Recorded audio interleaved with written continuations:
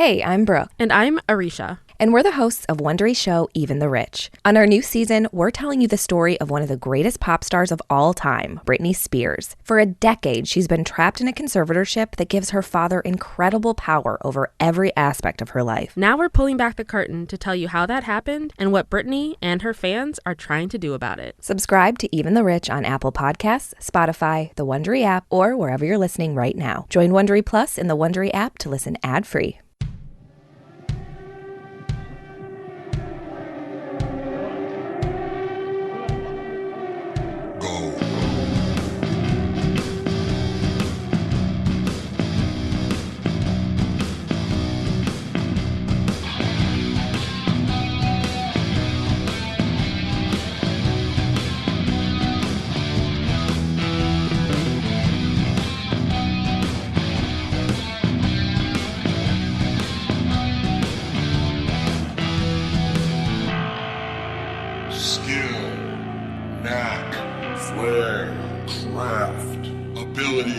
Aptitude, expertise, genius, gift. I'm the fucking talent. Hey, what's happening, Mike Schmidt, 40-year-old boy podcast, coming to you on a Friday night. Now, yeah, it's Friday night. I'm recording this on a Friday evening. And I know you're thinking to yourself, well, Mike, aren't you supposed to be a Thursday morning kind of guy? Well, now we go Friday night. That's what we do. Because you know why? You know what I am? You know what I'm considering myself? I am the podcast limousine that's going to take you into your weekend. That's what I'm going to do. I'm going to hold the door and have you hop in. You're just going to sit there in a stretch. This is a stretch podcast now. It's a black stretch podcast with tinted windows. You got rocks glasses in your hands. You're just staring out the windshield at 2 full fucking days of opportunity, Saturday and Sunday. Do you still have a weekend? I don't. I just have weeks. I apologize. I just have weekends. That's all I have. Monday through Sunday, the same goddamn thing. Couch to kitchen to desk to shower to bed. You know me. I'm sitting, I'm standing, I'm sitting, I'm standing, I'm laying, I'm sitting, I'm standing, I'm sitting, I'm standing, I'm laying. What the hell has happened to me? What's happened to you? What's happened to this earth? What's happened to all of us? What's happened to all of us, ladies and gentlemen? I have momentum. That's good, because I'll tell you what, I've needed momentum these last couple of days. Yeah, I tried to get this out on Wednesday night, tried to get it out on Thursday, tried to get it out here on Friday. I wish I could scrape this show out of my skull a little faster for you fucking guys, and I will, I promise, going forward, like I said many times before, as in every previous week before this one, and yet here I am again, assuring you that it's going to be different going forward. I am your abusive podcast boyfriend. That's what I am. I'm toxic. I'm your abusive podcast husband/boyfriend. Oh, baby, take me back.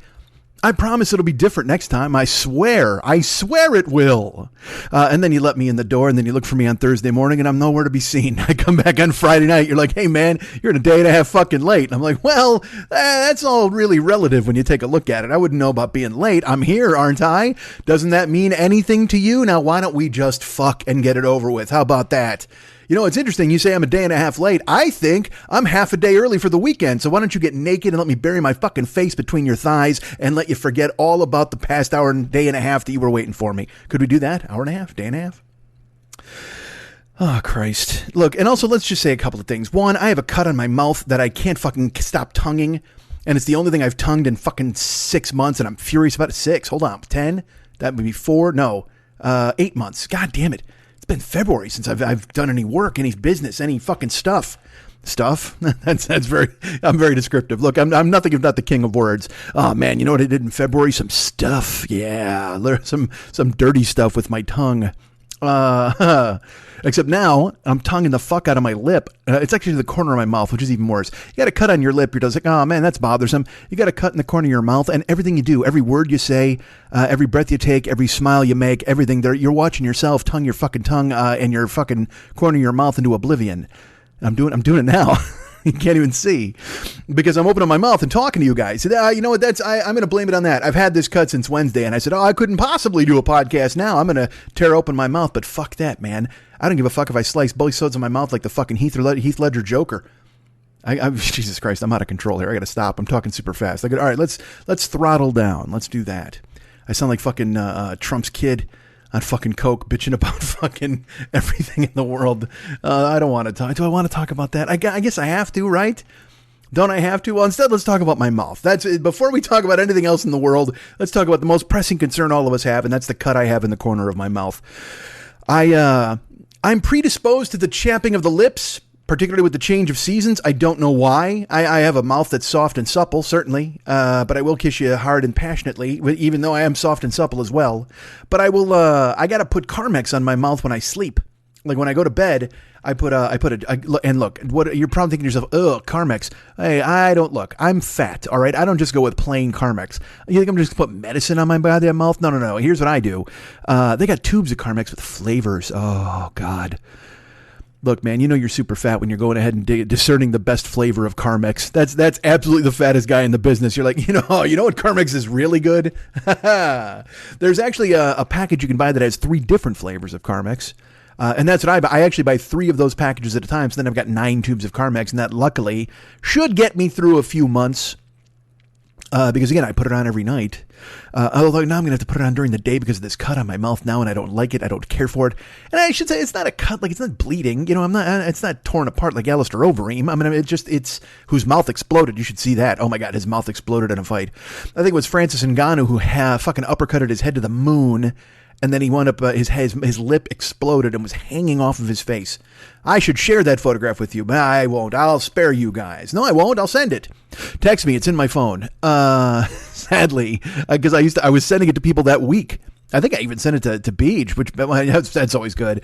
You know, when you're dating ladies and stuff, and then you're like, hey, look at these fights that I like, and you send them violence, and they just send you back like emojis of a raccoon. They're like, yay, I'm glad you like violence. They tolerate you, which is nice. But so I will spare her a photo of my lip. I don't know what the fuck happened. Yawning fuck. And that hurt my lip. Fuck. See, I tried to not even open my mouth super wide there, and all of a sudden I fucking activated the cut. Activated? It's not a robot. So I don't know what to do with this cut on my lip. I'm just going to put Carmex on it because every night, like I said, when I go to sleep, I put Carmex on my goddamn mouth. I have 3 different kinds, 3 different flavors. And now you're thinking to yourself, well, now I've brought it up, and now you're thinking to yourself, well, Mike, look, you can't talk about this without rating the flavors of Carmex. We need to know going forward exactly what the best Carmex flavors could possibly be. Well, brace yourselves. I have them listed right here on this pad of paper. No, I don't. What if I did? What if I had to commit that to writing? What if I had to write? What if I couldn't remember that? God damn, would I be a doddering old fool if I couldn't commit the time? Because there's only 3. It's not like there's 18 Carmex to rate, although there should be. What the fuck, Carmex people? What are you doing over there, you lazy dicks? They make one for, and look, I should not be upset at them because for the longest time they made one flavor, medicine. That was the flavor they made. You know what that tastes like? It's just fucking awful. It just tastes like Vaseline with aspirin ground up in it. Ugh, fuck, that's terrible. Nobody wants that flavor in their goddamn mouth. And yet, the powers that be at Carmex decided that was the way they were going to go. For 114 years, that was the only flavor of Carmex you could get. Vaseline with aspirin ground up inside. And you thought to yourself, oh, this is the best we're going to do. And then finally, they hired a fat guy. And that's totally true. Because Carmex used to be just skinny dudes, a factory full of skinny dudes. Matter of fact, you know where the first Carmex factory was? Auschwitz. Oh, it's terrible. It's a terrible thing. And it's we should hold their feet to the fire for that, quite frankly. I think they somehow squirreled their way out of getting the blame that they rightfully deserved for that terrible time in our history. And yet I still purchase the product. I guess I shouldn't be going ahead and trying to nail them to the wall. But they genuinely try to seek out a populace of skinny people so that's so they can build their factory. And then everybody's like, because nobody liked their product. And they're like, all right, well, everybody will make medicine. It's medicine flavor, Carmex. It's Vaseline with aspirin ground up inside. And skinny people are like, this is delightful. It's great. It cures your chapped lips. It looks gross. It smells disgusting. This is exactly what we need to sell people. And everybody's like, well, couldn't you possibly improve it? And they're like, no, why would we do that? It does what it's intended to do. Yes, but it's like... It's like rubbing like a dead bird on your mouth. It's got that same kind of flavor and consistency. Please don't ask how I know that. But they were like, nope, sorry, we're going with medicine. It's gonna be Vaseline with aspirin ground up inside. And you're like, all right, well, this sucks. But then somehow they hired a fat guy. He slipped behind enemy lines. That's right. He got a job at the Carmex factory. And he said, hey, this stuff tastes awful. And they were like, yeah, that's the point. It's only supposed to fix their mouths. And he's like, yeah, but if you're putting it on the mouth, wouldn't you want it to taste somewhat pleasant? And they're like, fuck no, we're just trying to cure their fucking scars and shit. And he's like, well, wait a second, hear me out. What if you made it so goddamn tasty? They used it 2, 3, 4 times a day because they liked the flavor of it. Now you're in demand. Now the product's flying out the goddamn door because people aren't just buying it for their, when the wind chaps their mouth, they have to shove it on there. in a Fellini movie in a dark and cold atmosphere. Now it's associated with summer. Now it's like a bright outlook. Now everybody's like, oh, you know what? I can't wait to hit the open road in a bikini and slap some Carmex on my mouth. That's what I want to do. I want to get T-tops or put the top down convertible, have the sun shine into my face, a big nasty redhead at my side, and a handful of Carmex that I can slap on. It'll be delightful. And then she'll make out with me and I'll make out with her. And not only will we be protecting each other's orifices, but we'll also be healing each other and getting laid. That's what we'll do. This fat guy didn't think a lot about his presentation. And then they said, well, what do you have in mind? He said, well, I say we make flavored Carmex. They said, what? He said, yeah, that's right. He said, I know you're thinking to yourselves, well, it's just supposed to be Vaseline with aspirin ground up, but there's no reason you can't make Vaseline with aspirin ground up inside that tastes like strawberries. The intake of breath at that office actually collapsed one of the walls because they were so shocked and stunned at the idea. They said, we couldn't possibly. And he said, yes, you could. And he said about showing them how to do it. And then they made a batch of strawberry flavored Carmex. And let me tell you this. Initially, there were problems because the people in the factory were eating it by the spoonful. They're supposed to be lacing it into the tubes. They're mixing it into the giant tubs. They're supposed to go from tub to tube. Everybody who works in that office is just in charge of is just placing an E between the B and the S to make sure Carmex gets from one container to the other. They're like, it's in tubs. How do we get it in tubes? They go, I know, silent E. And they fucking slam it in between the B and the S. There you go. No BS. That's what they said. No BS at the Carmex factory. We need to put a silent E in the middle and go from a tub to a tube. And everybody said, aha, look at that. And then they put it out there. But then when they made the strawberry flavor, initially everybody got to the tub and they sampled it with their spoons. And they went, holy fuck. And there, again, like I said, there was disaster at first because an entire day's output of Carmex was eaten by the skinny people there. Because they were so hungry. Look, they're skinny anyway. They're starving. So then they fucking took their spoons out because, again, I don't know if you know that about skinny people. They carry spoons everywhere because they're so skinny and hungry that if they see anything that they could possibly choke down their gullet to stay alive, they whip out their spoon and they grab a spoonful of it just to stay afloat, just to stay breathing on this goddamn big blue marble. And sure enough, they ate an entire day's output of strawberry flavored Carmex. They said, this is delicious. And while the powers that be were very disappointed they'd lost an entire day's output at the factory, they recognized the potential. They knew they can get people hooked on this flavored medicine, and they said, you know what, fat guy, this is the way to go. Fat guy, by the way, did not have a name. He was just Fat Guy Carmex. That's all he was. And so he pitched them on the strawberry. They made the strawberry. They put it from tubs to tubes with silent E's, and they put it out on the market, and it was scooped up triple fast, even faster than the Vaseline with aspirin ground up inside. People were like, holy fuck, is this great? Because, again, like I said, not only were people using it to cure their mouths, but some people were buying it just to put it on ice cream. You ever had Carmex on ice cream? Oh, what a delight. Get some strawberry-flavored ice cream and some strawberry-flavored Carmex, and you just squeeze the tube on there. It just enhances it.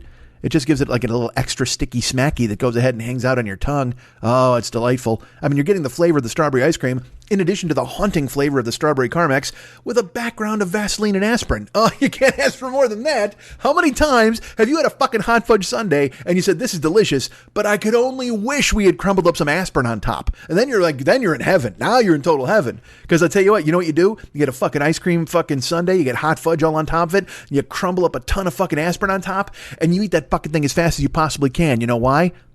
No ice cream headache. Aspirin working instantly and overtime to save you, and you can be the glutton you've always wanted to be. Just fucking pile through. You know what? It's actually a workout. If you crumble up a fucking handful of aspirin on top of a hot fudge sundae, you will eat it so fast it's actually like doing curls with 30-pound weights because you're moving so quickly. Do it. It's a good workout because you think to yourself, well, I'm putting on some weight here, but no, you're blasting your arms. That's a way to blast your fucking arms, man. If you go 2-spooned, fucking 2-spooned, that's fucking great. 2 scoops of raisins. In Kellogg's Raisin Bran, 2 scoops of fucking aspirin-laden ice cream to save yourself from a fucking goddamn ice cream headache, and you're also blasting your goddamn arms. Look how yoked you are at this fucking point. So Fat Guy Carmex convinces them. They make the strawberry Carmex. People start putting it on their ice cream. They put it on hot dogs. They put it all because it can be savory. It can be sweet. It's whatever you want it to be, goddammit. And it also keeps that mouth soft and supple. Strawberry soft and supple. That's the new slogan. Our slogan is strawberry soft and supple. A lot of S's. But Fat Guy Carmex he was not ready to stop there. He's like, well, have you guys ever thought about cherries? They're like, what the fuck? Get out of here. We'll have you burned for a witch. And he said, what? Cherries are delicious. And they said, you're right, but we couldn't possibly. There's no way the strawberry is successful enough. Won't we be cutting into our own profits by pitting cherry versus strawberry in a fruit death match? And he said, au contraire. you will triple your sales because the strawberry people and the cherry people will finally come together and end their centuries-long feuding and agree on something, and then they will serve both at their yearly buffet of the strawberry-cherry battle that they held in Wilmington, Delaware every goddamn year. And they said, are you sure about this, Fat Carmex? And he said, you're goddamn right, I'm sure about it. And then they made cherry Carmex, and certainly they did. Again, they lost the supply at the factory because the skinny people who at this point are now normal size because they're eating Carmex with spoons. But they're also going from tubes to tubs, and they're making it all work for everybody. Actually, they're going from tubs to tubes. What if, don't go from tubes to tubs. Oh, that's good. You know who's doing that? That's the people who hoard the Carmex. That's the cults. That's the Carmex cults. They buy all the tubes. They got big tubs in the barn, and they just squeeze it in there because they're worried. And I don't blame them. They're worried that with this administration and everything going on in the world today, and with the Boogaloo Boys and the Proud Boys and the BLMs and everybody else fighting in the streets, that eventually we'll have some sort of shortage of the Carmex that they crave so desperately. And so now what they're doing is they're grabbing the tubes and they're going out to the barn and squeezing it into tubs, and they have it like a grain. You ever tell you what? Go through Iowa right now. I'm going to tell you this. Go through Iowa. You see those silos? You think they're filled with corn? Most of them are, but 1 out of every 3 filled with Carmex, and not just Carmex, flavored Carmex, cherry and or strawberry. And I know you're thinking to yourself, well, Mike, are there any other flavors? Well, of course there's mint, but I got to be honest with you, the mint is fucking awful. I don't know about awful. That's an exaggeration. I don't want to get these guys to come after me. I apologize, Fat Carmex. I know it's your innovation. And the mint, because you think the mint, here's why. Because the mint, when you think mint flavored stuff, you're thinking of like those fucking Girl Scout cookies, those chicks, and they're making their fucking mint discs or whatever the fuck they're called, and you're choking those down. You're like, see, that's minty. Or you're thinking about like a grasshopper brownie or a mint chocolate chip ice cream. That's a cooling mint. The mint.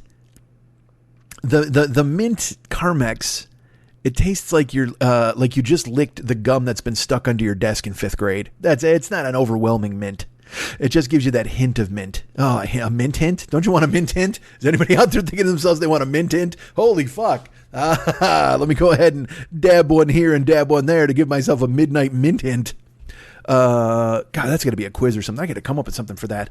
Somebody write me and tell me, give me a suggestion for Midnight Mint Hint. Well, don't. I mean, just remind me that I said Midnight Mint Hint because I'll never fucking remember it. Unless I make it the name of the show. Hold on. Let's jot down the number here. Although I'll tell you in a second why the numbers are all fucked up. Maybe I should just write Midnight Mint Hint, right? Why don't I just do that instead of just the number? Because the numbers are flying as I go flying here myself. I'm an idiot. All right, hold on. Hear me unclick the pen. Have I wrung as much as I fucking can out of this Carmex thing? I think I probably have, right? I think we've beaten that to fucking death. But let's have a hand for our guest players, Fat Carmex, and all of the thin people in the factory, and of course Strawberry Carmex and Cherry Carmex for bringing up the rear. They were fantastic. And you know what? Mint Carmex for making a special guest appearance at the end.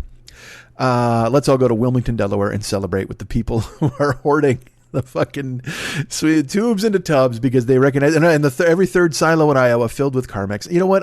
Look at me. I'm just revisiting the greatest hits of the bit that I just created for no reason. That's what I'm doing. I'm just going ahead and going backwards and thinking, you know what? I just, out of fucking nowhere, and look, I'm not good at this. I mean, I'm good at this, but not really good at this because there's other shows out there where you're like, this podcast is great. They talk about murderers, solely about murderers. But then you tune into me and it's just me and I'm talking in fucking circles about Vaseline with aspirin in it. You don't often get that. Oh man, that sounds like a terrible porno, doesn't it? They're going to fucking rail some chick in the ass and just fucking put a glob of Vaseline on there, Gaylord Perry style. Then you fucking throw 4 aspirin on it like sprinkles and you just tag her in the can. Good Lord. That's not good. I don't know if it sounds like that at all, or if I just made it sound like that. Did you think when I said Vaseline with aspirin, did any of you go to ass fucking? Anybody at all? Have you been thinking about ass fucking this entire time? You know what? I just thought of this. Maybe the mint Carmex would be good for ass fucking. Because, it's kind of, like I said, it's just like Vaseline with medicine in it. And that was used for all sorts of ass fucking extravaganzas in the past before they invented Astroglide and everything else and spit. But yeah, the fucking mint Carmex, because then it's got to be a minty jangly right there on your fucking cock. And then right into the old backyard. Got to get a mint backyard rolling. There's a mint hint for you. I'll give you a mint hint right in your backyard at midnight. You want a midnight mint hint? Let me sprawl it on me and then tag it into your fucking backyard. Let me plow your backyard with a midnight mint hint. See, look at the fun we just had. I guess I hadn't wrung out as much as I could out of the goddamn premise. Fun, that's a strong word. All right. So I have a cut on my mouth. It's bad. I don't like it. Well, it's not bad, but it's one of those things that annoys the piss out of you. It's like when you get a fucking hangnail. You're like, ow, this hurts. Ow, this hurts. Ow, this hurts. Ow, this hurts. Ow, this hurts. I better get this out of here. And then you get pliers and you tear it the fuck out and you pull out one of your finger bones. And you're like, this sucked. I didn't know that was connected to my spleen. Because that happens. Don't fucking kid yourself.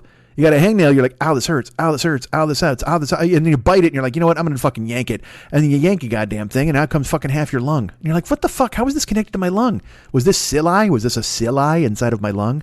Is that what that's pronounced like? C-I-L-L-I? I think it's cilia, right? What could it be? Chili? What if it was? Some crazy beatnik scientist. Whoa, dude, your fucking lungs are full of chili, man. Just don't fucking, when you fucking hit the bong, make sure you don't damage your chili. Chili, she's from TLC, right? She doesn't want any scrubs. Because the scrubs, a guy can get no love from me with the head hanging onto the passenger side of his best friend's ride, trying to holler at me. Get the fuck out of here, you weirdo. Chili? No, it's Chili. Chili's one of them, and Chili is not. All right, I just combined two TLC members. It's Left Eye. It's Lisa Left Eye, and then Chili, and then of course the lovely T-Boz. I think it's T-Boz, right? I'm assuming it's not T-Boz. What if she was T-Boz? I don't know. This isn't a game show, all right? I'm not on a game show. I don't have to answer that correctly anymore. My game show days are over. Although Pat Francis the other day says to me, he's like, hey, man, we've got to start trying to get on game shows again. They're back. And I'm like, what am I going to be on? The fucking Weakest Link with fucking Jane Lynch? I don't know. Isn't Jane Lynch a scramblehead, right? Didn't I just see that? I don't know what the fuck to think anymore. Social media exposes people because they say the wrong thing once and then everybody's like, ha ha, fuck you, you suck. Because we all used to love Jane Lynch. She was the best. And then it was like eventually Ellen got found out. Like Ellen, everybody's like Teflon Ellen. Ellen's the best. She is great. She likes to dance. And then it came out, she's like, Ellen is terrible. She stakes her writers out on an anthill. She's just a terrible fucking person. And I had heard for fucking centuries that she was a terrible person. I knew people who knew people. I don't want to get into it. Just in case her far-reaching hand extends into podcasting and I get my balls crushed by her with her new slick back haircut. Now, I thought when the germ came, they were going to just eradicate all sorts of dumb news, but I just saw they're like, Ellen with a new slick back haircut. I'm like, what is that? So what? So she's in the Stray Cats now? What the fuck is that? Who knows? Is she the new Slim Jim Phantom? If Ellen's the new Slim Jim Phantom, just say so. You don't have to fucking cosplay with a haircut. Get a stand-up bass and go to work. Call Brian Setzer and hit the goddamn road. That was one of my favorite jokes I ever made about Brian Setzer. I said, what's more embarrassed? The word wine in toilet wine or the word orchestra in Brian Setzer Orchestra? Look at the funny joke I made 7 years ago. That didn't get any love then, so I bring it to you now. Look at me, putting it on a platter for you. Go ahead and eat it. Suck it down. Bite it. Chomp it. As you sit here in the limousine that takes you into your goddamn weekend, look at the possibilities of Saturday and Sunday, and I'm right here in your ears. Are you out mowing the lawn? Is that what you're doing? I think somebody said they saved me for their lawn mowing extravaganza. I forget who it was, a listener. They were like, dude, every Saturday I mow the lawn with you. It's fucking awesome. Or maybe they shovel the driveway with me, or maybe they paint the house with me. You know who I am? I'm Mr. Miyagi. Sand the floor. Paint the fence. That's me. I'm fucking Podcast Miyagi. That's who I am. JC Penney. This microphone, $3.98. That's who I am. So you take me on your chores. I'm a chore guy. You know what's that's funny? Because I would never do those things in real life. Mow the lawn, fucking paint the fence, sand the floor, any of that bullshit. If that was like, look, all right. I never had a dad who taught me anything about physical combat. All I knew was just be big and hurt people. That's like literally that was my philosophy as I got older. If I was in a fight, not like in real life, I wasn't like, I'm going to get big and hurt people. I'm just saying if there was some sort of confrontation as a bouncer and stuff, you know how to handle yourself. But nobody taught me how to throw a punch. I'm sure my punch looks fucking stupid, but if it lands, you're in trouble. But I'm never throwing a punch again. I'm 8,000 years old. What am I going to do? Fucking blast some guy? Ha ha, look, take this into your liver. And then I go to throw a punch it's like the slowest punch ever. A guy dodges me 8 times, has a sandwich. Fucking awful. I fall down on my face, cry. What was I talking? Oh, Miyagi. If Miyagi made, like if I moved, all right, say just me and my single mom, we moved to the valley. And there was Elizabeth Shue who wanted to rail me, and I'm like, she's kind of hot. But at first I had to beat a bunch of karate skeletons. I'd be like, all right, how do I handle this? And then I go find like the local Asian guy, and I'm like, hey, this is really kind of awkward and racist, but do you need karate? And if you do, could you show me? because I really want to tag the chick from Adventures in Babysitting. And he's like, oh, yes, I do. I know karate and I will teach it to you. But first, here's what you need to do. You've got to paint my fence. That's where that movie ends if I'm in it. If I'm in Karate Kid and he goes, all right, I will teach you how to beat these guys up. Paint my fence. I'm just like, it was very nice to meet you. And the credits roll. That's Mike Schmidt in The Karate Kid. I want to tag the chick from Adventures in Babysitting. I got to fight a bunch of karate skeletons. And then I go to see Mr. Miyagi and I'm like, hey, man, could you possibly in any sort of way? Look, again, racist, but do you know anything about karate? Let's get that on the table. And he's like, yeah, of course I do. And I'm like, oh, dude, that's awesome. Because I'll tell you what, I am having so much trouble with fucking midnight skeletons. They want to fight me. And there's a girl I want to fucking nail. And so you should maybe, I don't know, if there's anything I could do, can I pay you to like show me karate?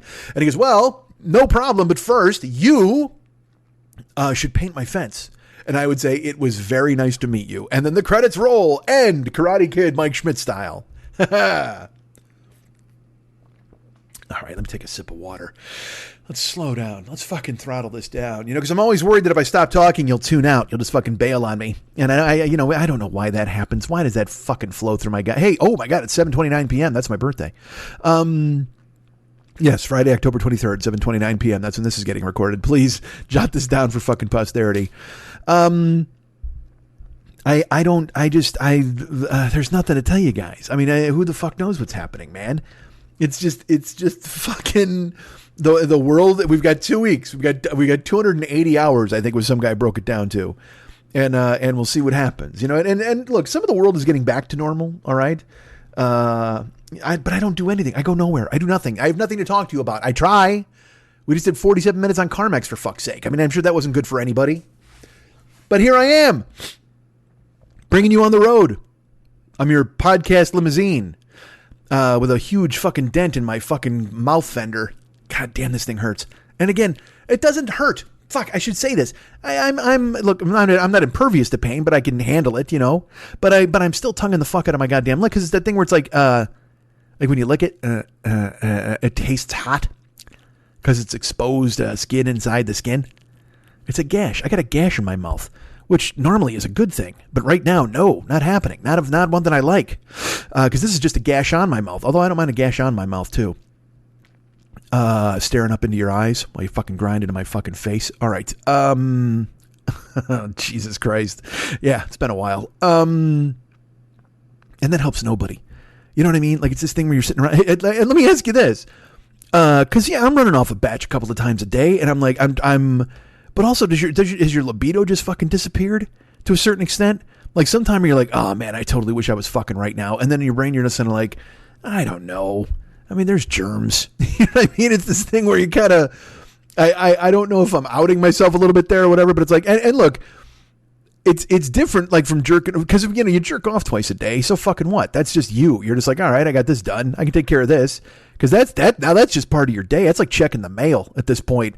You're just like, all right, let's do this. And at this point, am I jerking off because it's fucking awesome and I like it? Or am I jerking off because I heard that if you jerk off once a day, it's good for your prostate? Am I that guy now? Am I Bob Dole? Is that who the fuck I am?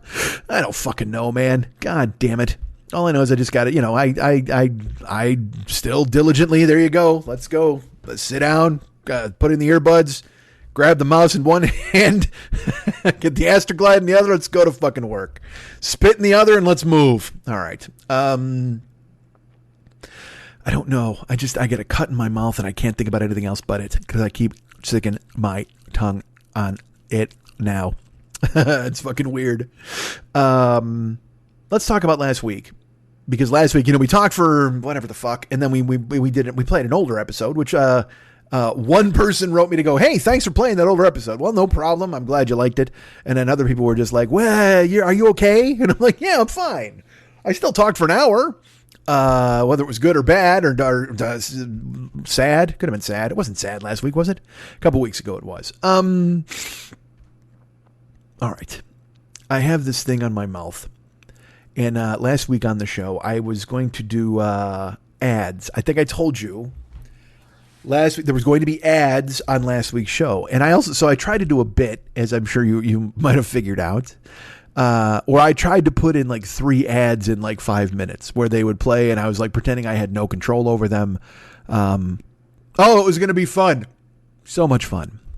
And then I threw up on the Jokers page, which is, if you don't know about it, there's the Westside 86 Jokers page. It's the fan club page for this show, and it's available on Facebook. If you're still on Facebook, I don't know why you would be. I was on there today and just seeing people argue, and it's just so dumb. I don't understand. I don't get it. But I'm there because, I got a fan club there. I can't possibly, look, I can't leave those people behind. I can't stop pretending there are people who like what I do or care about me in some way, so I couldn't possibly leave. What am I going to do? Isolate myself even further? That's not possible. I don't know what I'm just, at this point, I should just sleep in a coffin. So the ad deal, like there was supposed to be an ad in the beginning of the show to kick the show off, and then there was an ad in the middle of the show. I did a couple of them to be silly, and then there was another one, and then there was an ad at the very end of the show after the theme song. And so I was like, all right, cool. And I told everybody, I go, here's the ads. They're going to be, prepare yourselves. Ads are on the way. This is part of the new normal for the show. And you guys were very kind and understanding. And everybody said, yeah, that's great. And then last week I for some reason, I listened to the show back, and I got, from where I heard it, I heard an ad in the beginning of the show, and then I heard an ad at the 20-minute mark where I had put it, but then I put another ad at the 22-minute mark as a goof, and then I put an ad in at like the 40-minute mark, and nobody else heard those. Nobody. And I played, because I played silly on the thing where I'm like, oh, geez, I guess these are just going to come crashing in whenever they want. And everybody's like, dude, there are no ads. Like, nobody heard them. And so I don't know what that means. Because again, as I told you, and I don't mean to fucking moan about this stuff, but what the fuck, man? Don't trust me to do this shit. Although I did it right. Fuck that. I did it absolutely right.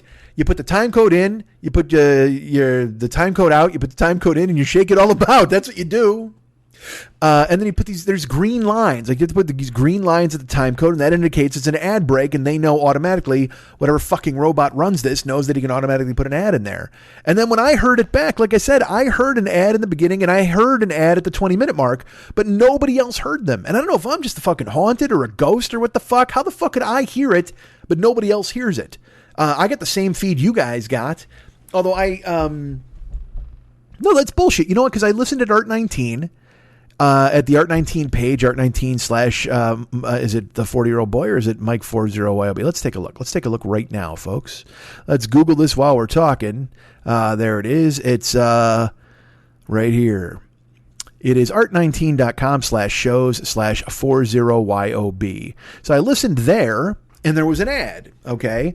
There was the ad in the beginning and the ad at the 20-minute mark, and then I downloaded it to my iTunes, and I listened there, and there was an ad in the beginning and an ad at the 20-minute mark, but there were no other ads. No ads at the end, no ads in the middle, no ads and on the same thing on the Art19. So I had the same feed in my iTunes that I had in my Art19, but everybody else said, no, man, we didn't hear it. We didn't hear any ads. So I don't know where the fuck you guys are getting your podcasts from, or what fucking scramble happened from point A to point fucking F. I got no idea, but I felt stupid that I warned you guys. I'm like, all right, everybody, here's come some ads, and don't worry. And then I did a bit with them fucking ghost ads. I'm like, well, I don't know what's happening, and what happened? And it turns out there's no fucking ads, so I just sound like a fucking idiot. Which, believe me, there's no, I'm never gonna not sound like an idiot, but to sound like an idiot for something like that, you're just like, oh man, I did a bit. Because I don't do bits. I mean, I do bits, but I don't commit to bits like that with fucking nonsense where I have to, talk back to Steve Vai's guitar. You know what I mean? Where it's like, fucking Yankee Rose. Wah. Why don't we roll up to the sidewalk and take a look? Here's, whoa, she's beautiful. This is dumb. So my point is, I will be inserting ads again, and where you will usually hear the ads, again, I did that silly thing last week where I was trying to do a bit and it didn't work. The ads will usually be the beginning of the show and the end of the show, and then they should be after artbydmh.com, and then on the other end of whatever the song is or whatever the fuck that I play, and then just before the plugs. And it's funny. They were recommending like where to put the ads, and they're like, a lot of people like to put them right in the beginning. So you get like 3 ads in the beginning and then the show starts. I'm like, yeah, it's never fucking happening. The pre-roll, I understand that's a thing, and you guys are all lovely for giving me the time of day and still listening to the goddamn show after having caved to the man. But as we know, with the pandemic and the germ, we got to do what we can to make as much money as we possibly can in all sorts of ulterior ways. Because I'll tell you what, there's an election coming up here in 2 weeks, and Uber is there's a fucking thing on the ballot for Uber for Prop 22. And they're like, hey, you guys should totally vote for Prop 22 because, like, it'll mean that you can still drive here. But if you vote no, we might have to leave this fucking one-horse town. And that will make me laugh. If Uber decides that they're going to completely leave California because they lose this fucking legislation, it will really make me laugh because it's like, where the fuck are you going to go? Because I got to figure California has to be, like, I'm going to say it's the third biggest market for Uber. And I'm talking that's worldwide. I mean, that's even like bigger than the country of France. I'm betting California does more business than even fucking like France or somebody like that. They even have Uber in France? I don't even know. What do they call it there? Uber? Maybe they got Uber. See, Uber here is a big deal. Uber in France, there's just a bunch of fucking taxi drivers throwing rocks at guys who are driving for Uber. And that's not a good thing. I already told you I went to Tokyo and it was like, they're fucking public transit. Dude, the trains are ridiculous. They can't be topped. And then so clean and everybody's super awesome. And then they have cabs, but all the cab drivers are wearing like fucking suits and white gloves. And they're the kind of dudes you'd want to say, you get in a guy's cab and he's got white gloves and shit. You're like, all right, is this fucking Dexter? Like, am I going to get offed? If you did in America, you got in a fucking cab with a guy in a suit and a pair of gloves, you'd be like, oh, Jesus, it's either some undercover reality show or I'm dead. This guy's going to drive me off and put me in a grave. But in Tokyo, fuck that. You're like, yeah, no, this is the way it should be. These are some classy motherfuckers over here. Probably don't call them classy motherfuckers. I don't know how they'd respond to that, but maybe they'd like it. I don't know. Maybe they would. But I hopped into a cab with the dude and he was fucking, and so the Uber tried to go over there. I cut my own story off. I jumped into a cab with a dude. He was impeccable and it's so nice. I sat in the front seat, drove on the wrong side of the road and scared the fuck out of me, which I didn't care for. Ahmad laughing at me in the back seat. But Uber tried to go there and they got fucking ruined because people are like, fuck you, man. We got trains. We got awesome fucking suit wearing dudes. We got Johnny Cab from fucking Total Recall. So, Uber then had to just cut a deal with the fucking cab companies. They basically had to pay them to drive under the Uber flag and only get a percentage or something like that. I don't even know what the fuck. Look, I don't pretend to know big business. What the fuck do I know? All I know is I sit down, I did my ballot research, and I figured out what to vote for and what not to vote for and who to go with and what not to go with. And I can't even figure out the ads on my own fucking podcast. I'm going to fucking figure out how Uber does big business in Japan. Here's how it works in Japan with Uber and in France with Uber. And in Germany with Das Uber. Das Uber. No, none of that is true. None of that happened. And in Mexico with Uber. I don't know. Did I say in Mexican or did I say in Mexico? I hope I said in Mexico. Jesus fuck. I don't know. Look, when you're talking fast, you can't fucking stop yourself. You just fucking, it's a runaway train. Talk in Japan. They know all about runaway trains. Talk to Soul Asylum. They know about runaway trains. Never going back. So I don't know how to put ads in my own fucking show, so I can't tell you how Uber works overseas. But I will do the best I can to make these work going forward. And again, you're very nice to tolerate me and be very cool and let me do, because we're in the co-op. Did I mention I'm in the Misfit Toys co-op? Doug Benson, Jen Kirkman, Jimmy Pardo, Todd Glass, 4 unbelievably heavy hitters in the world of comedy and podcasting, and I'm along for the ride. Makes me happy. I can only hope that this turns out to be some sort of weird success. I don't know. I don't know what to think. It's not, because now here's what I do. And again, you know me, I'm fucking bananas. It's like when I did Marin's show and then it didn't air for weeks and I'm like, oh man, did he shelve it? I don't know what to fucking think, because I'm not in the loop. Keep it indie with Mike Schmidt. We're on the outside looking in, man. We got our face pressed against the window.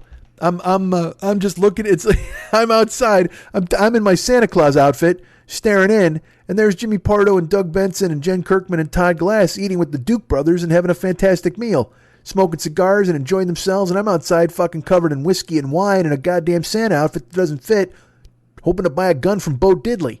That's usually how I handle my fucking podcasting business.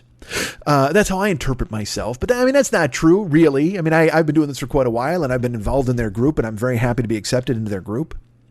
But also at the same time, I don't know what this meant. Like, are we supposed to, I don't know. I guess I figured we'd be some kind of weird podcasting Voltron and making appearances together, but there's a germ. I can't do anything. I don't even go to the fucking store. What the fuck am I going to do? Hey, man, let's have a fucking press conference. No, that'll never happen. And they'll never let me talk anyway, right? I don't know. What the fuck do I know? All right. Anyway, I'm in the Misfit Toys Co-op. It's fucking amazing. No Fun with Jen Kirkman. The Todd Glass Show.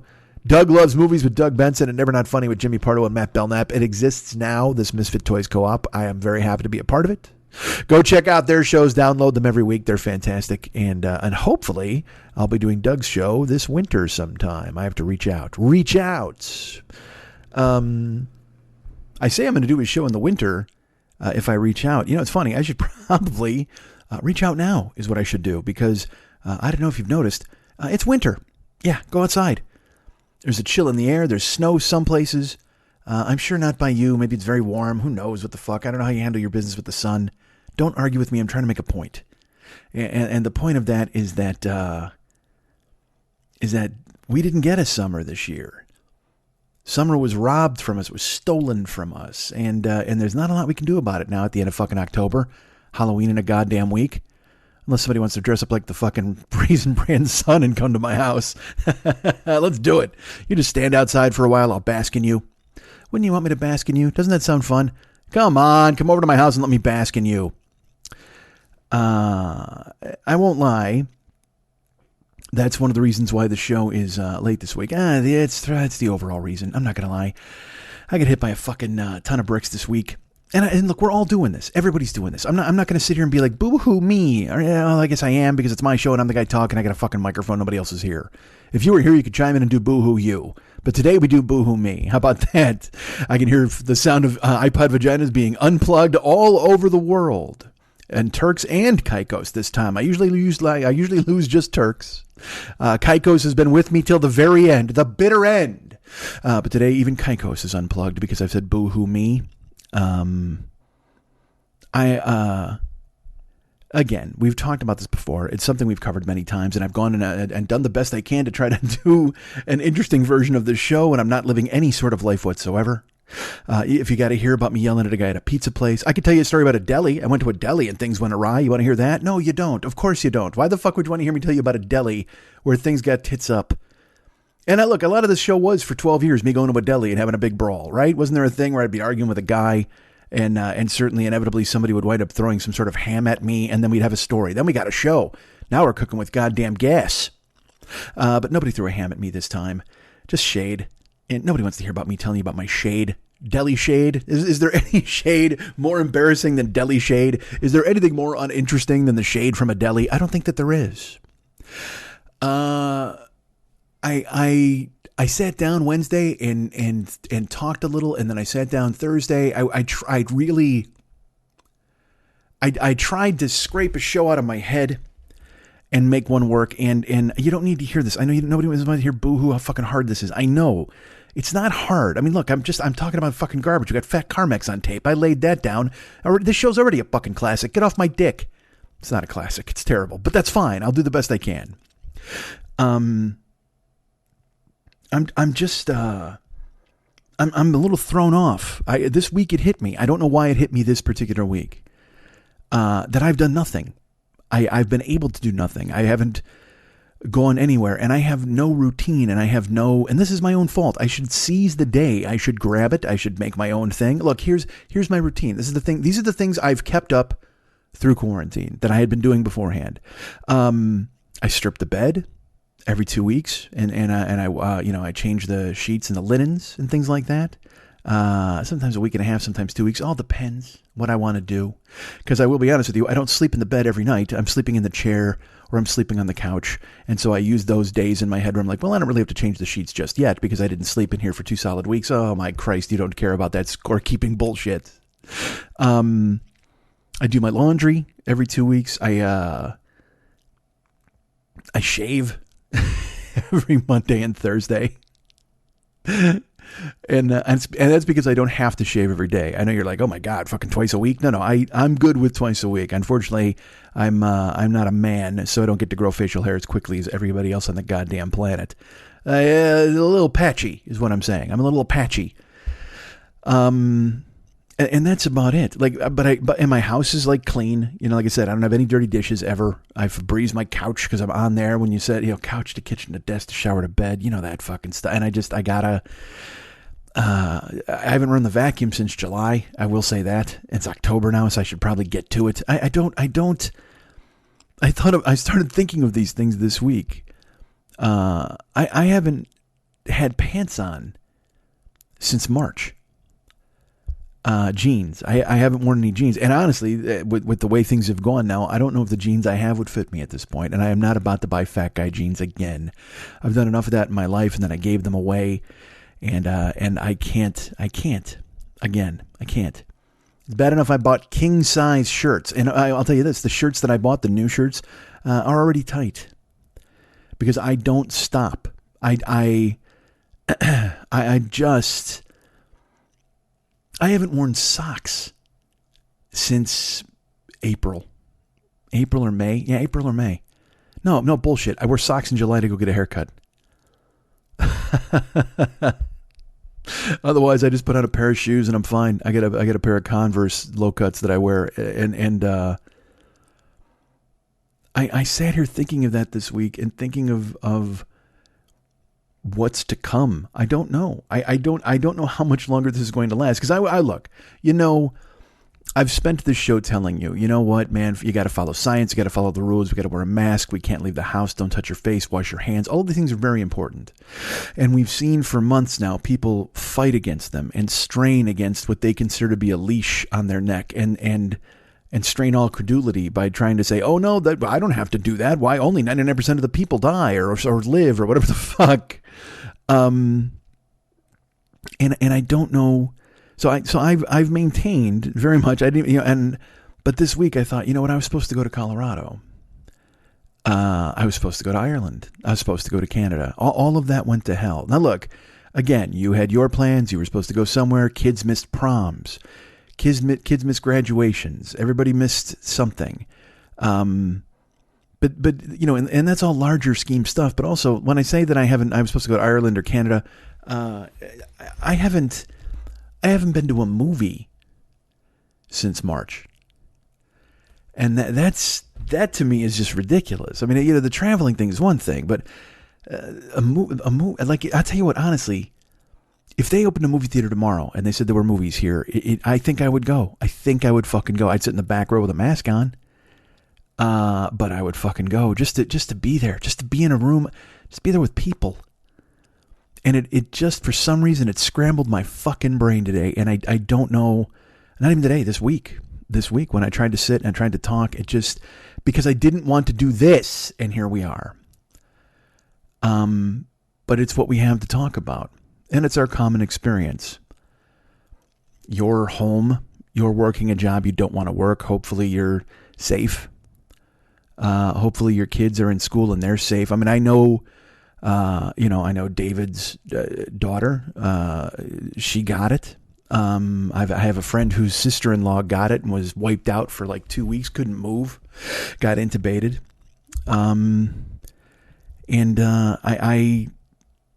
You know, everybody's dealing with this the best that they can, but it's getting to a point now where you see that people who don't deal with it, people who go to rallies or go to concerts or go to parties and go to bicycle fucking or motorbike fucking nonsense at Sturgis. I just, and it does this subtle thing, and I don't even know how subtle it is. We all have different opinions of what's right and what's wrong, but there are facts that are not opinions, and the facts are you should not be doing these large gatherings, and you should be wearing masks. But there are people who are like, fuck that, don't tread on me, I'm an American, I can do whatever the fuck I want, and then everybody gets sick, or people they know get sick, or they come home and somebody they met gets sick, and that's the issue, because here's what I mean about subtly turning against. Like, when I hear these people that want to go to the Sturgis bike rally and go watch Smash Mouth, whoever the fuck, whatever band, and that's fine. I will say this, might not be a popular opinion, and I might not feel this way in a day. But this week, when I haven't been able to go to Canada, and I haven't been able to go to Ireland, and I haven't been able to go to Colorado, and I have my godson had to do like basically didn't really get to go to a dance or a prom, and they did a virtual thing or whatever the fuck they did. I kind of hope these people die. And it would be great if just Captain Trips hit Sturgis and everybody who was there just fucking ate it. And if they ate it there before leaving and then it was just a matter of cleanup, that would be pretty cool too. But unfortunately, the thing is, these people, they get sick and they say, I'm fine. But then they meet 5 other people who might get sick and maybe 2 of them aren't fine. And maybe they have kids who that aren't fine. Or maybe those people meet somebody else, or a mailman gets sick. We've talked about this from the beginning. Nothing's changed. I'm reading about the spike. I'm sure you've seen it. Just yesterday, we had the highest death total we've had since, I think it was July. And people are like, oh my God, I can't believe cases are going up. And I'm like, who the fuck can't believe cases are going up? Who out there expresses any surprise that cases are going up? In fact, they said before the summer even started, back when there was that rumor that heat would kill the germ and everybody would be fine. And they said, oh no, it's still here. When you're outside in the summer and the heat, that's probably going to do something to mitigate it. But once fall comes and once winter comes and once flu season comes, it's going to be, and the words I always heard were devastating, cataclysmic. And they said, especially if people aren't following guidelines to keep themselves and others safe. And I think you can look around and see that there are people that don't give a fuck about keeping anybody safe. And I don't know. I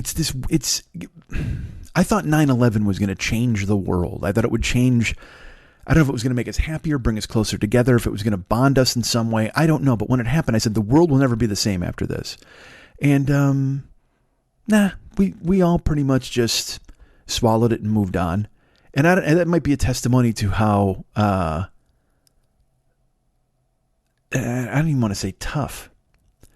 The amount of stick-to-itiveness that the American citizen or the world citizen has. I don't know if it's just if it speaks to the gumption, the wherewithal that people have, that they just said, you know what, we'll just make do and we'll plow through this. But a lot of that involves denial too, where you just go, oh yeah, no, that's, remember when 3,500 people died? I mean, it turned into a fucking, again, flyovers at a ball game, God bless America, and mattress sales. I mean, that's what this fucking country does. It always takes these things and turns them into a different opportunity to kind of celebrate our greatness when the other 364 days of the year, we're doing everything we can to prove that we're not great. And I know this is going to piss people off. And I know people are going to be like, oh, don't you, if you don't like it, leave, or and all that bullshit, whatever the fuck. And I don't care anymore. I don't. Like I said, I thought 9/11 was going to change us, and it didn't really. It just kind of showed that people can live with anything. They'll start taking away your privacy. They'll start TSAing you every fucking moment. They'll pat you down. Strangers, guys who aren't, people who aren't cops even. And look, I got a problem with cops patting you the fuck down, except, if you got whatever the fuck. But when a guy named Rick from fucking Tacoma gets to pat me the fuck down and grab my balls because he works there, he filled out an application, that's fucking insanity. And we just ate it.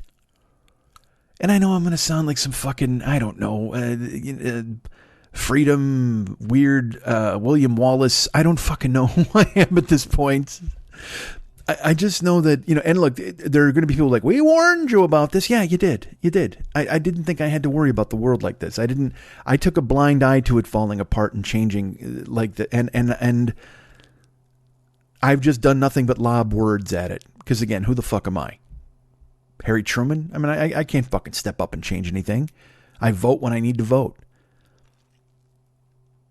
School shootings. You thought school shootings would change this world, would change this country. Dude, some dude went into a fucking nightclub in Orlando and shot 100 people dead. Some dude fucking took pot shots from a roof in Vegas. I don't even remember how many people he fucking killed. I think it was more than Fort Lauderdale, than the Pulse. And immediately it just turns into an argument where it's like, well, don't blame guns. Like, it's not about guns or the Second Amendment. Like, we've become so good in this country at mitigating circumstances and stepping up to explain away unbelievably terrifying behavior, all in the name of being able to continue living the life we want to live. That's what this "don't tread on me" bullshit is. That's what the "I won't wear a mask" is. They still want to go out for coffee. They still want to go eat in a restaurant. You want to go to a concert. These are all things we want to do, but all it would have taken is I mean, look at other countries like New Zealand. And again, by the way, I shouldn't even invoke other countries now, because there are countries like fucking the Czech Republic who thought it was beaten, and then they reopened in July, and now they're worse than anybody. And then you tie in the fact that this stuff hit us at a time when we've got an absolute fucking clown show running the country. And look, we are, I think I alluded to it earlier. We're 240 hours, whatever the fuck it is, away from this being, well, let's put it this way, from the next fucking chapter in this bullshit. Because nothing's going to fucking happen. Even on that Tuesday, I can tell you already, he's going to fucking say he won. Even no matter what the fucking numbers are, he's going to say that he fucking won. And then all of his pet media fucking idiots are going to say that he won. And then it's going to turn into a goddamn barroom brawl for 3 months. And let me say this right now, dude. If the fucking Democrats pussy out again like they did with Bush and Gore, if they pussy out again like when Obama wouldn't fucking put Garland on the court, if they pussy out again like they wouldn't fucking ask any questions to this fucking Amy Coney Barrett. And also, by the way, let me say this. Let me go ahead and make sure I mentioned this and you remember this. I am a fucking comedian, all right? I'm not sitting here proclaiming, I don't have the facts. I'm not like Mr. fucking, you can't come to me for like Supreme Court knowledge. I'm not that dude. I know they got 9 people. Right now they got 8. We're about to have a 9th. And it's a chick with 7 fucking kids. Christ, she's got her own goddamn Supreme Court. It's a sitcom waiting to happen. A Supreme Court justice who also happens to have 9 kids. I know she's only got 7, but who knows? I mean, she's still young enough to fuck. She might squeeze a couple out while she's on the goddamn court. And then she'll go home and she'll rule on Roe versus Wade while nursing. That'll be fun, won't it? So I'm not pretending to know all of the facts. I'm not a guy telling you how you should be or what you should do. I know how I feel, and I have this fucking bully pulpit, so I can tell you about it. But these slapdicks running the fucking country with their super spreader bullshit as they announce her in the fucking Rose Garden, and then he gets it. How does fuckneck get the germ and not die? Why? Well, I know why, because they fucking pumped him full of goddamn dinosaur bones or whatever the fuck they did. They ground up some gazelles and some unborn fetuses, and they fucking shot that into his ass, and it somehow gave him a cocktail to stay alive. The shit that real people don't get. Fucking, I heard it. They were like, he's got Regeneron and he's got antibody cocktails, and all of us are going to fucking Costco, and they're sticking a fucking oil dipstick up our nose. That's it. That's what we get. That's what we get to go ahead and see if we've got the germ. That's not even fixing the fucking germ. We walk in and they stick a fucking Maestro's baton into our fucking sinus canal to see if we've got it or not. And we still have to wait 4 fucking days. He gets a helicopter ride. He gets to drink 4 dead babies, and he's out doing a fucking tap dance 4 days later. Fuck that. If that doesn't show you that you've got to do something to fucking take these guys out at the goddamn knees. He got it. Chris Christie. Chris Christie is inconsequential to this fucking country. That dude, he's just a fucking... you know what he is? You ever see the picture of the COVID germ where it's like round, it looks like a Velcro ball you would throw at a Target when you were a kid? That Christie looks like that grown up. He just doesn't have the fucking shit around the side of him that you can chisel off like those Saturn rings of garbage. God damn, is Chris Christie a monster. But yet, guess what happened? And also they give you the bullshit where they're like, oh yeah, he voluntarily checked himself into the hospital. Oh really? And then they're like, well, he was in intensive care for a while. Oh, that sounds voluntary. Yeah, can you voluntarily put me in intensive care? I'd like to get a goddamn vacation from the fucking world for 5 days. And while I'm here, could you do me a favor? Grind up some children's skulls and pour them into a fucking protein shake so I can choke it down and kick this goddamn germ. And then tell me how bad it is to do that later. Give me Regeneron. Give me something that sounds like the potion the lizard drank that Kirk Connors turned him into the lizard so he had to fucking fight Spider-Man. Here, drink this Regeneron, Kurt Connors. Jesus fucking Christ. But those guys get everything. They get the experimental drugs. And it doesn't kill them. How did it not fucking kill them? How are these guys not dying? They're 77. They're all coughing in each other's faces. Fucking, you see McConnell's hands? Dude, Mitch McConnell, he and here's my favorite thing. One of his hands is dark purple. Completely dark purple. Like where it looks like you're thinking, all right, this is either one of the shapeshifters from V and the skin is going bad, or it's Grimace. Perhaps Grimace is a senator from Kentucky. And let me ask you this. If I told you that Grimace won an election in Kentucky, would that surprise you in any fucking way, shape, or form? Fuck no, it wouldn't.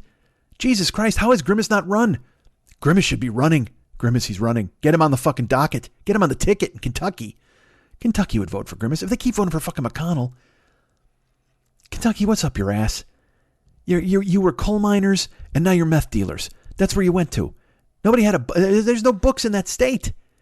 The cops can't even say, hey, we'll throw the book at you, because they don't have any books. Kentucky has 0 books. Snap the fuck out of it. But you vote for this fucking asshole, and he laughs.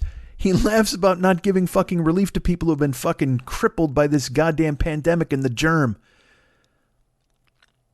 I don't understand it. And this all fucking weighed on my head this week. And I'm like, well, I don't want to talk about that shit because we hear about it all the fucking time. And yet that's all there is to talk about right now. That's all there is for me to fucking talk to you about is the fact that they keep ignoring. He had it. Fuckneck had it. His wife had it. I think the kid had it. And then he comes out and he's like, yeah, no, I'm immune and everything's fine. Don't worry about it. And they just pretend like everything's okay. Because again, they got the experimental cocktail. They didn't have to suffer 1 fucking second. Kids can't trick or treat because Halloween might be a super spreader. And yet these motherfuckers are having rallies. Jesus Christ. I don't know what to think when I look out there. When I see these people at the fucking rallies.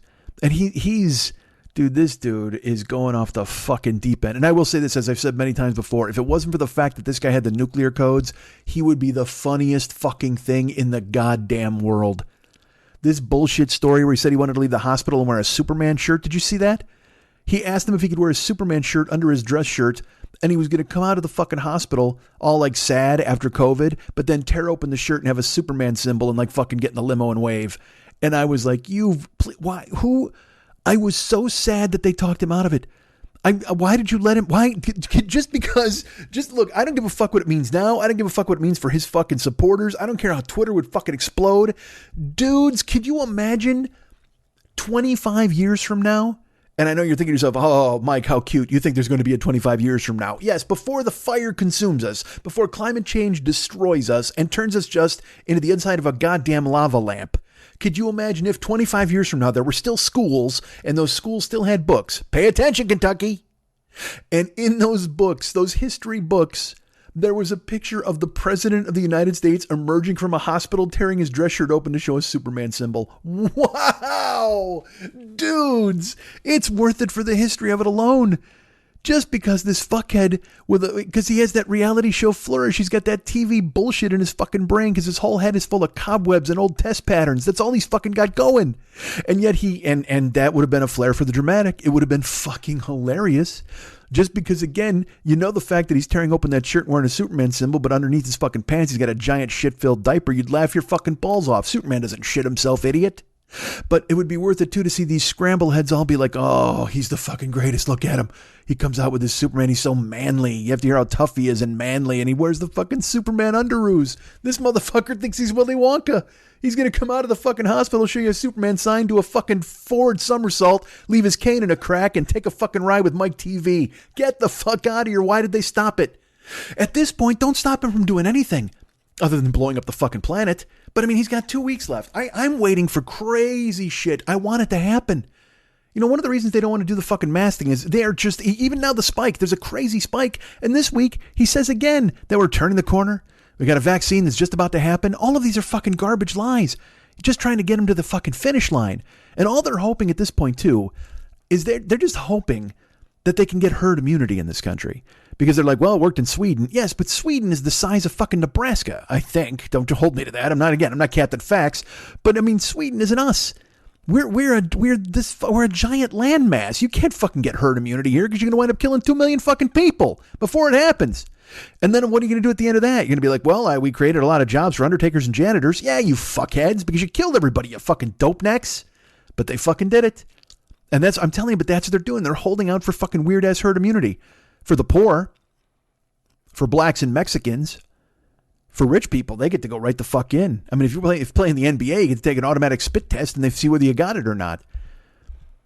NBA, NHL, and look, those people, again, this is a country that's full of privileged people who get what they want. The NBA invented the saliva test. Think about that. The NBA developed the saliva test that is now available, I think, from what I read at Costco for like $100. I don't know, man. But the thing is, why would you take the fucking saliva test? What good is whether you know whether you have it or not? Because if you think you got it, go to a fucking doctor, all right? Have him tell you if you got it. Don't run out the fucking Costco. What is wrong with us? What has happened to us at this point? Because we're not even supposed to go out if we got it. If you think you got it and you want to go get a test kit and you go to fucking Costco, oh man, you know what? You just gave it to everybody else in there, you fuck. Go to a doctor. And what good does it do? Like, so you get home with the test kit and it tells you got it. What then? Guess what you got to do? I go to the doctor. Exactly. Thank you. You didn't need to buy a spit test from fucking Costco. Insane. You know, because again, it's not like a fucking pregnancy test where you just piss on it and you get a plus sign and you're like, ho, ho, here comes George. No. Take a spit test at your house and there's false positives and false negatives. And also we've learned that you get the disease once and then if you can get it a second time, people are getting it a second time now. That's the only thing I'm crossing my fingers for is because fuck that kid's like, I'm immune now. He keeps saying I'm immune. I'm like, but also, I don't know, maybe he is. We don't know what they gave that rich motherfucker in the goddamn hospital. Maybe Regeneron makes you fucking immune. Go talk to Kurt Connors. He'll tell you. I mean, certainly you'll have to fight Spider-Man in a swamp, but that's okay. You don't have the vid anymore. The fucking 19 took a powder. Now it's just you and Peter Parker, mano a mano in the Everglades. Good for you. It's just the fucking worst, man. And they keep doing these antithetical things where they're like, oh, man, we got a crazy spike in Florida. You know what we need to do? Let's open up the University of Florida football games to full capacity crowds. What do we do that for? What do you say, huh? Let's do it. Here was the way that went. And this is totally true. This is the way it went. Florida lost a road football game. I forget who they played, like Georgia Tech or some fucking team. And they were like, oh, man. Their coach was like, you know what? The secret weapon was they had fans. We need fans in the swamp. That's what they call the Florida Stadium. If we can just get 90,000 strong Gator fans, we'll do much better. It'll be fantastic. Let's open it up. And then the governor's like, that's a great idea. Let's sell out the swamp for the LSU game. And everybody goes, yes. And then 2 days later, Florida has to announce that they have 19 players test positive for the germ. And then the next day, I believe it was 27. And then the next day, the coach, who said we need to open the stadium to 90,000 people. And the governor thought it was a good idea. And what happened? So then fucking 36 dudes get sick. And then the coach also gets sick. And what do? Ask me what they did. Tell me what. Go ahead, ask me. Let me ask you. Did they postpone the season? Did they do anything that they possibly could to go ahead and try to make these kids better? Did they put the coach in an oxygen tent? What did they do? Oh, they postponed the game a week. Oh, good. Okay. Well, that makes sense. You gotta be fucking kidding me. And it might not even been a week. They might have moved it to later in the season, but then they're still playing again. I don't. And I'm not recommending. Look, because again, my feelings have evolved on this bullshit. All right, because I used to be. I was all for the lockdown in the beginning. I was all for everybody, managing themselves. But we're seeing that not everybody can manage themselves. Okay. And everybody goes crazy. I wish they could. I wish they would just spend 6 fucking weeks behaving. But that, of course, would also require a government that understood that they needed to help people and help them out for 6 fucking weeks and make sure that they were okay and make sure they couldn't get evicted and do what they could to help the populace get over this. Because you're not going to get herd immunity on this gigantic fucking landmass we call a country. Because there will always be a million idiots who don't wear the mask because they're mad and they wanted to go buy pancakes. People want to go buy pancakes. That's the fucking weirdest thing. People still are going to fucking restaurants.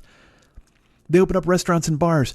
Wisconsin is a fucking hot zone Wisconsin might as well have a pile of skulls in the middle of it like the fucking Phnom Penh. It's like you got to be fucking kidding me. And yet they still bitch. They just started Big Ten football. All because they got shamed into it.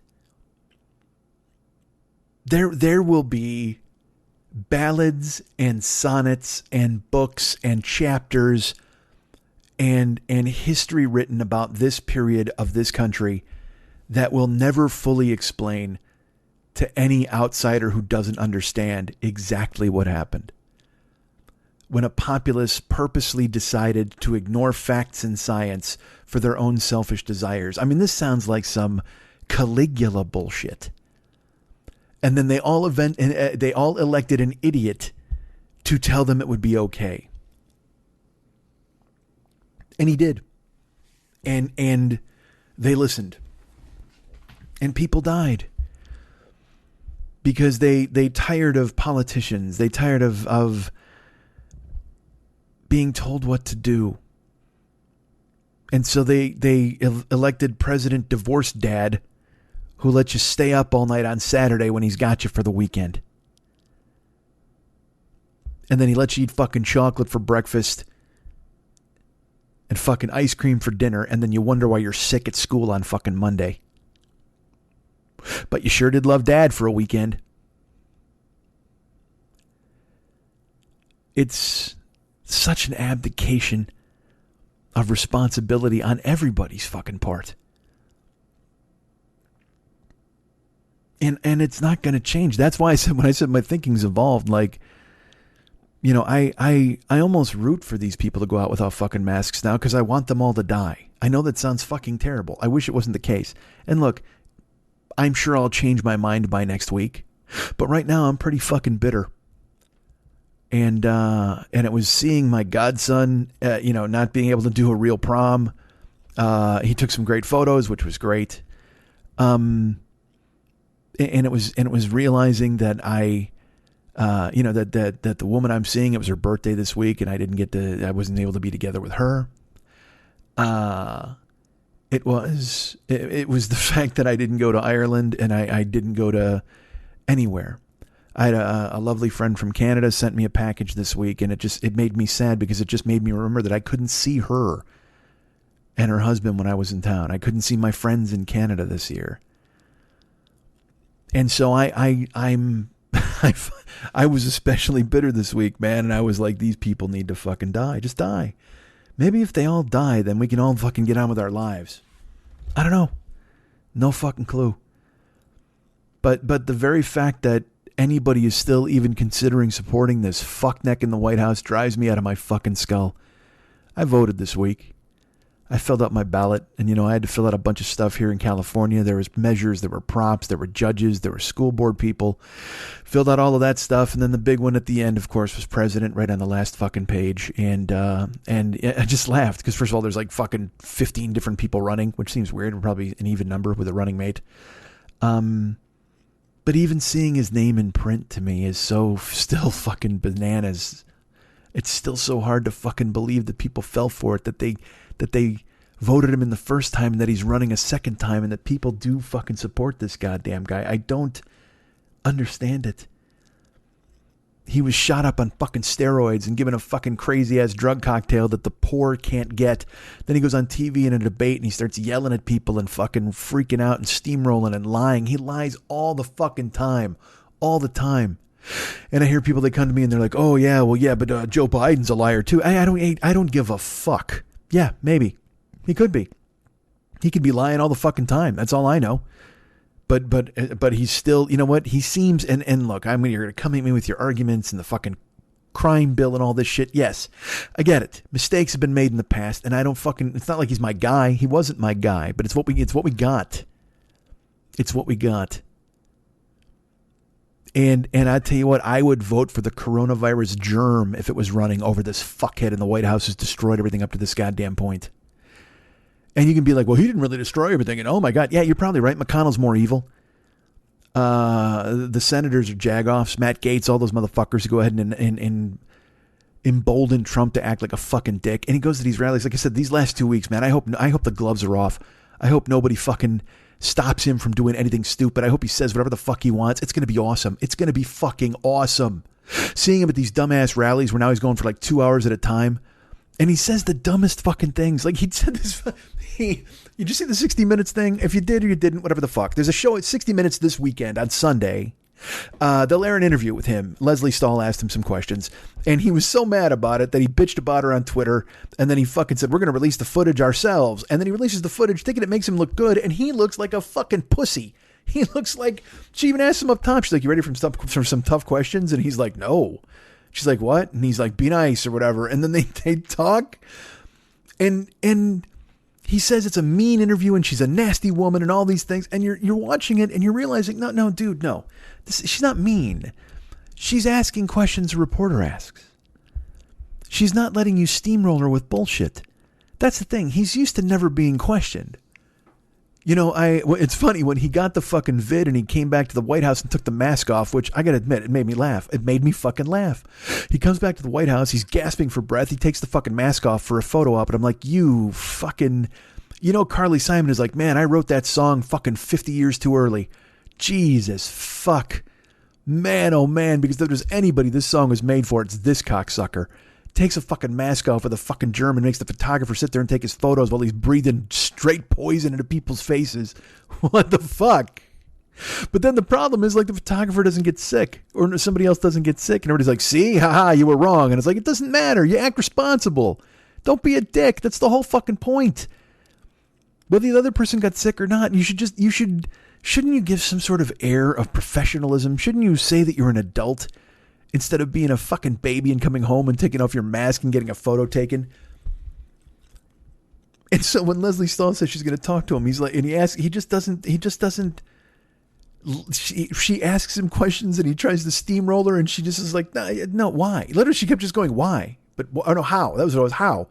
They'll be protected. How? But they will be. How? All she's asking for is answers to simple questions. And he's around so many fucking people. So that's what I was going to say is when he came home and he took his fucking mask off, I wrote, and he saw him gasping. I just went, the emperor has no lungs. Because the rest of his fucking time is the emperor has no clothes because he's naked as fuck and these people won't tell him. He shows ass all the fucking time, but he's got all these people around him telling him he's manly and brave and praising him in Twitter and all these fucking shows. You're like, what happened to this world? What happened to this country? I've said it many times, and I'm going to keep saying it because it shocks the shit out of me every time I think about it. He's an asshole, all right? He's terrible. George H.W. Bush was a fucking war criminal. Clinton set everything back. He's a fucking shitheel. Yeah, yes, I get all this. These are all true statements. But he's just the fucking worst person I think I've ever heard of in public life. And look, I know Harvey Weinstein's pretty fucking terrible. There's a lot of names of people that I could run down and they're awful, awful people. But I think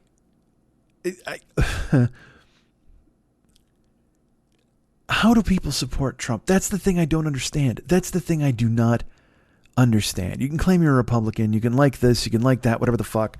But the people, the core people, the 40% of people that he can't shake, the 40% of people of this country who go to his rallies and chant lock her up, the 40% of these people who wear shirts that say fuck your feelings and then get mad when you make fun of Trump, the 40% of this country who show up to clap and sing and laugh at his dumb jokes about Yasmin Bleeth or whoever the fuck he ran to at some party, who laughs at Nasty Nancy and Sleepy Chuck and Sleepy Joe and all the dumb fucking nicknames he gives people. It's just like, come on, man. Who is, you can say, look, if you say you like it as a show, that's fine. Then you're just kind of dumb. All right. I understand because look, I like it as a show and I admit I'm dumb. I think he's a fucking idiot, but there are times where I'm just like, this is fucking hilarious. Like, why is this happening? That Superman thing, that was it. I was like, this is the greatest fucking thing I've ever heard. Why the fuck is it not? Why didn't he get to pull that off? But now he goes to these fucking rallies and he's he's untethered, so he can say whatever the fuck he wants, and everybody lets him do it, and the people cheer for it, and they love it. And the fact that he has to dance now, this is the one thing I must admit that I love. At the end of the rally, he danced once to like Macho Man or some bullshit, and people like shared the clip. They're like, look at him, he's not even bothered by this race. Look at him, he's totally having fun. The COVID didn't beat him. He's the man who beat COVID. Look, and so now he saw the people like the dancing, so now he dances at the end of every rally, like a fucking chimp. Like there's a fucking organ grinder with a cranking out Macho Man, and he's got to stand there and dance while these people, these mouth breathing rubes that he holds in such contempt, cheer for him and laugh and yell and point. He's in a zoo of his own creation. He doesn't want to be fucking president for a second term. He doesn't. He just doesn't want to lose. He doesn't give a fuck about the office. He just wants the power. He wants to be on TV, on everybody's minds. He wants to be the thing everybody talks about every fucking day. You think he wants to make policy decisions? He doesn't give a flying fuck. He just doesn't want to go to fucking prison if they really do have anything on him. And I have no confidence that they're ever going to have anything on him that they're going to pursue. You know this fucking country. Obama should have put the fucking bank idiots in jail in 2008. And then he was like, well, no, as a healing, we should go along. And Al Gore and with George Bush, well, to heal the country, we should go along. Fuck off with the healing of the fucking country. I got news for you. The wounds are deep. Your bullshit cross-stitch bandage ain't going to do a fucking thing. You're not healing anything by letting this guy off the fucking hook. Take him out. You'll do a lot more healing if you put this guy in the fucking Hague or anywhere else he deserves to go. Even Rahway. I don't give a fuck. Let New York have him. And I don't give a fuck about Russia, and I don't give a fuck about them and this and interference. And, it's all of it is fucking garbage. Look at all the garbage they fucking make up now. They keep saying that Biden's going to sell us out to China. Too fucking late. You don't think China holds a paper on a ton of this fucking country already? And then you and your bullshit tariffs and the nonsense that you do when you're giving fucking free money to farmers, but that's coming out of the American taxpayer's pocket, but you try to pretend you got it from China when you didn't? You've built 370 feet of wall between us and Mexico, and you're trying to proclaim that Mexico paid for it. Mexico's just laughing at you. But there's still that 40% who's like, yeah, he built the wall. Yeah, fuck China. Yeah. And it's just so pathetic.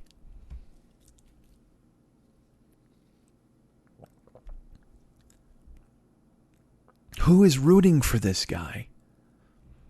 Who likes him even? Like, you can watch him and say, well, you're entertained by his fucking nonsense. And that's all it is. It's schoolyard nonsense.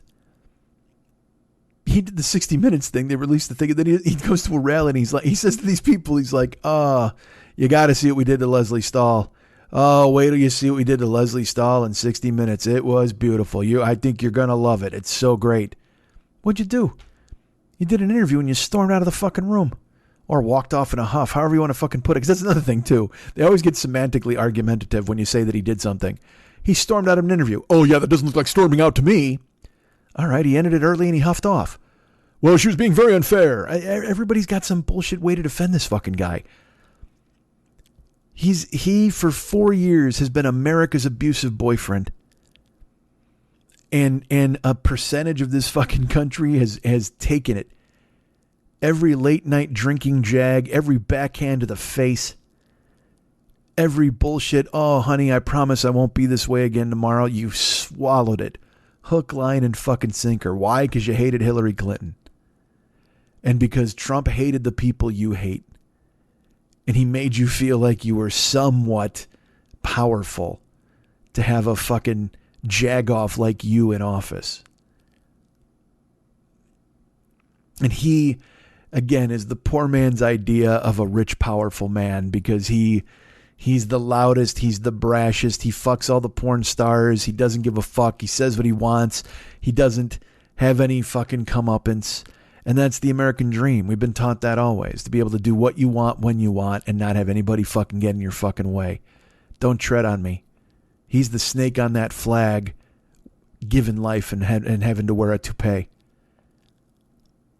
And people fucking galvanized by that see it, and they hope someday they can be like that, when in reality, no, man, this guy inherited everything he fucking got. He scrambled and stole. He fucking sued people like you into the fucking ground, into bankruptcy. He wouldn't pay his bills. He's a terrible, terrible fucking empty vessel. He's not even a person. He's a fucking leech. And he has made a lifetime of sucking the blood of the people who weren't lucky enough to inherit money from their parents, or couldn't do a job with the fucking mafia, or didn't kowtow to dictators and have them fucking kind of clear a path for him or interfere for him or whatever the fuck. However, I don't... The only thing I really can't figure out still to this day is how so many powerful people were scared to stand up to him. Like the fact that the Ted Cruzes and the Mario, whatever the fuck in Hawaii, Rubio and or Marco and all those dudes, they just let him steamroll them. And then they came back and kissed his ass, the Lindsey Grahams. And you always hear, well, Lindsey Graham, they've got a lot of fucking psyop stuff on him, or whatever the fuck you call it. And they could expose him. And, Ted Cruz is just power hungry, and Marco Rubio is obsequious. I can believe all that, but what I find it hard to believe is that all of these motherfuckers got jobs at the right fucking time for a fucking idiot like this to come and steamroll all of them. And that speaks to what this country's become. Politics is a fucking reality show as it is anyway.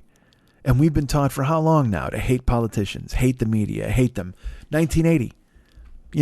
Reagan turned it on its head and went after the welfare queens. And then they said the media was bad and all the media lies and all, and it's Lee Atwater and every other fucking thing. And look, again, I'm not a fucking historian. You want to listen to Jesuit? He's probably got the facts about this stuff. I had the luxury the last 40 years of my life of just growing up and doing stupid shit and not really having to pay that much close attention to what the fuck was going on, because I'm a white man in this country. But I'm also poor. And so now I have to take a look and take a peek and see what the fuck is happening and what I got to do about it. There's nothing I can do about it. I can vote. That's it. You can vote. That's it. And we can spend the next 2 weeks watching this motherfucker do rallies and say the dumbest shit. Because that, again, when he said that thing about, oh, you're going to love what we did to 60 Minutes, and people laugh. They laugh. Who laughs at that? Who out there is like, oh, yeah, seriously, who the fuck out there is like, you know what? I can't wait to see Trump give it to fucking Leslie Stahl. I can't take that 60 Minutes. Take that, the most trusted news magazine of our time. Why, I can't believe you've run into your match. This guy who once fired Gallagher from a job of selling fake gold chains on a Times Square street. What the fuck? And because also he gets abused. Leslie Stahl abuses him, not even in a bully tactic or a weird. She just asked questions and she wouldn't let him steamroll her.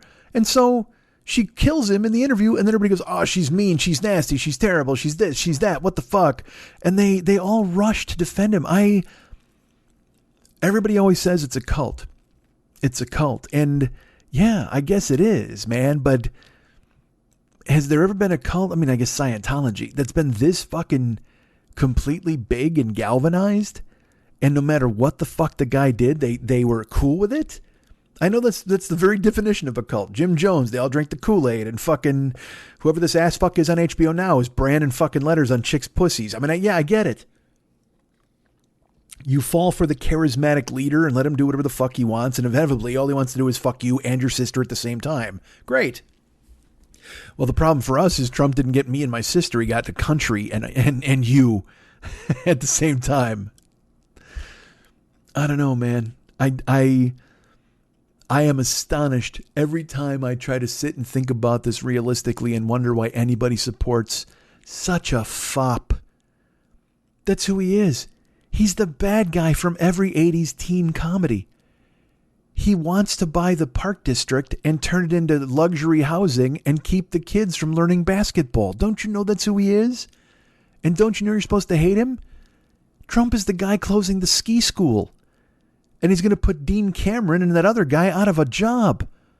You don't want that to fucking happen, do you? Maybe you do. He's Walter Peck in Ghostbusters. He walks in and he talks a bunch of shit. And he tries to shut the grids down, and then he goes and gets a fucking injunction. And then there's ghosts all over fucking New York City, and he can pretend like he didn't do it. God, he's fucking Ellis from Die Hard, who offers to go ahead and make a deal and talk and gives up fucking McClane and his wife and sits grinning in a chair thinking he's got something over on fucking Hans Gruber, who eats guys like him for fucking breakfast. You ever see the clip of Trump pushing people out of the way so he could be in the front row of a photo of world leaders? You ever see the photo of him sitting down, dumpy, in his fucking diaper, while world leaders surround him and all kind of point in his face, Angela Merkel giving him the business, and he's just making a sour face? Do you think the world will ever trust us again? And I know some of you out there don't care. I know some of you are like, well, who fucking cares, man? It's just fucking England or whatever the fuck. Yeah, I get it. And I haven't traveled nearly enough to have this worldly opinion, but I'm old enough to say that, you know what, it doesn't fucking matter if you're German or American or Ecuadorian or Brazilian or Japanese or from Antarctica or a fucking penguin, whatever the fuck. We're people, man. And we should treat other people with respect. Other countries, other people from other borders, you should try to help them. You should do whatever you can to reach out and help the people you can help. W. Kamau Bell tweets every night about these school districts in America who need money to get books and all these supplies, and then it gets matched by either Bill Gates or some other benefactor. And I've participated in this program, and it's to set up a walking tour where people, kids have a place to go outside and read books while they're walking. I mean, I think of what a refuge books were for me as a kid. I had a drunk dad and a mom doing her best, and I lost myself in Sesame Street. And reading. I loved reading. I could read when I was fucking 2 years old. And I understood what I was reading. I could read it out loud. I just knew how to pronounce everything. It's a gift that I have. And I fucking loved it. And I lost myself in it. And I wish for children to have that today. And when I hear stories about teachers, I have a friend, a listener, Seth and Tracy. Tracy's a teacher. And I know what she goes through. She's doing virtual stuff now, and they have their daughter Harper, and she's going to be getting into school, and how hard it is to be a parent and a teacher and to hold down two jobs. And Seth works in the medical field. I mean, it's just they are what America is right now. A teacher having to figure out how to go virtual, and a medical person who's trying to deal with a medical fucking crisis in the midst of raising a child. And you see them and you just wish the best. You want the best for them, and you should give a hand up.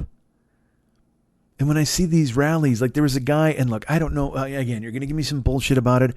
I don't know if the OK sign is a white power sign. I don't know if it is for real or not. I see it on the web that it isn't, but then you see these guys doing it all the fucking time, but then they're like, ha, you fell for a troll. And I'm like, yes, I suppose. Stupid me, believing the thing I was told to believe. What's wrong with me? I didn't realize that fucking that Jackass or the Jerky Boys had taken over the fucking world, and now nothing can be taken at face value anymore, and if you do, you're a fucking sucker.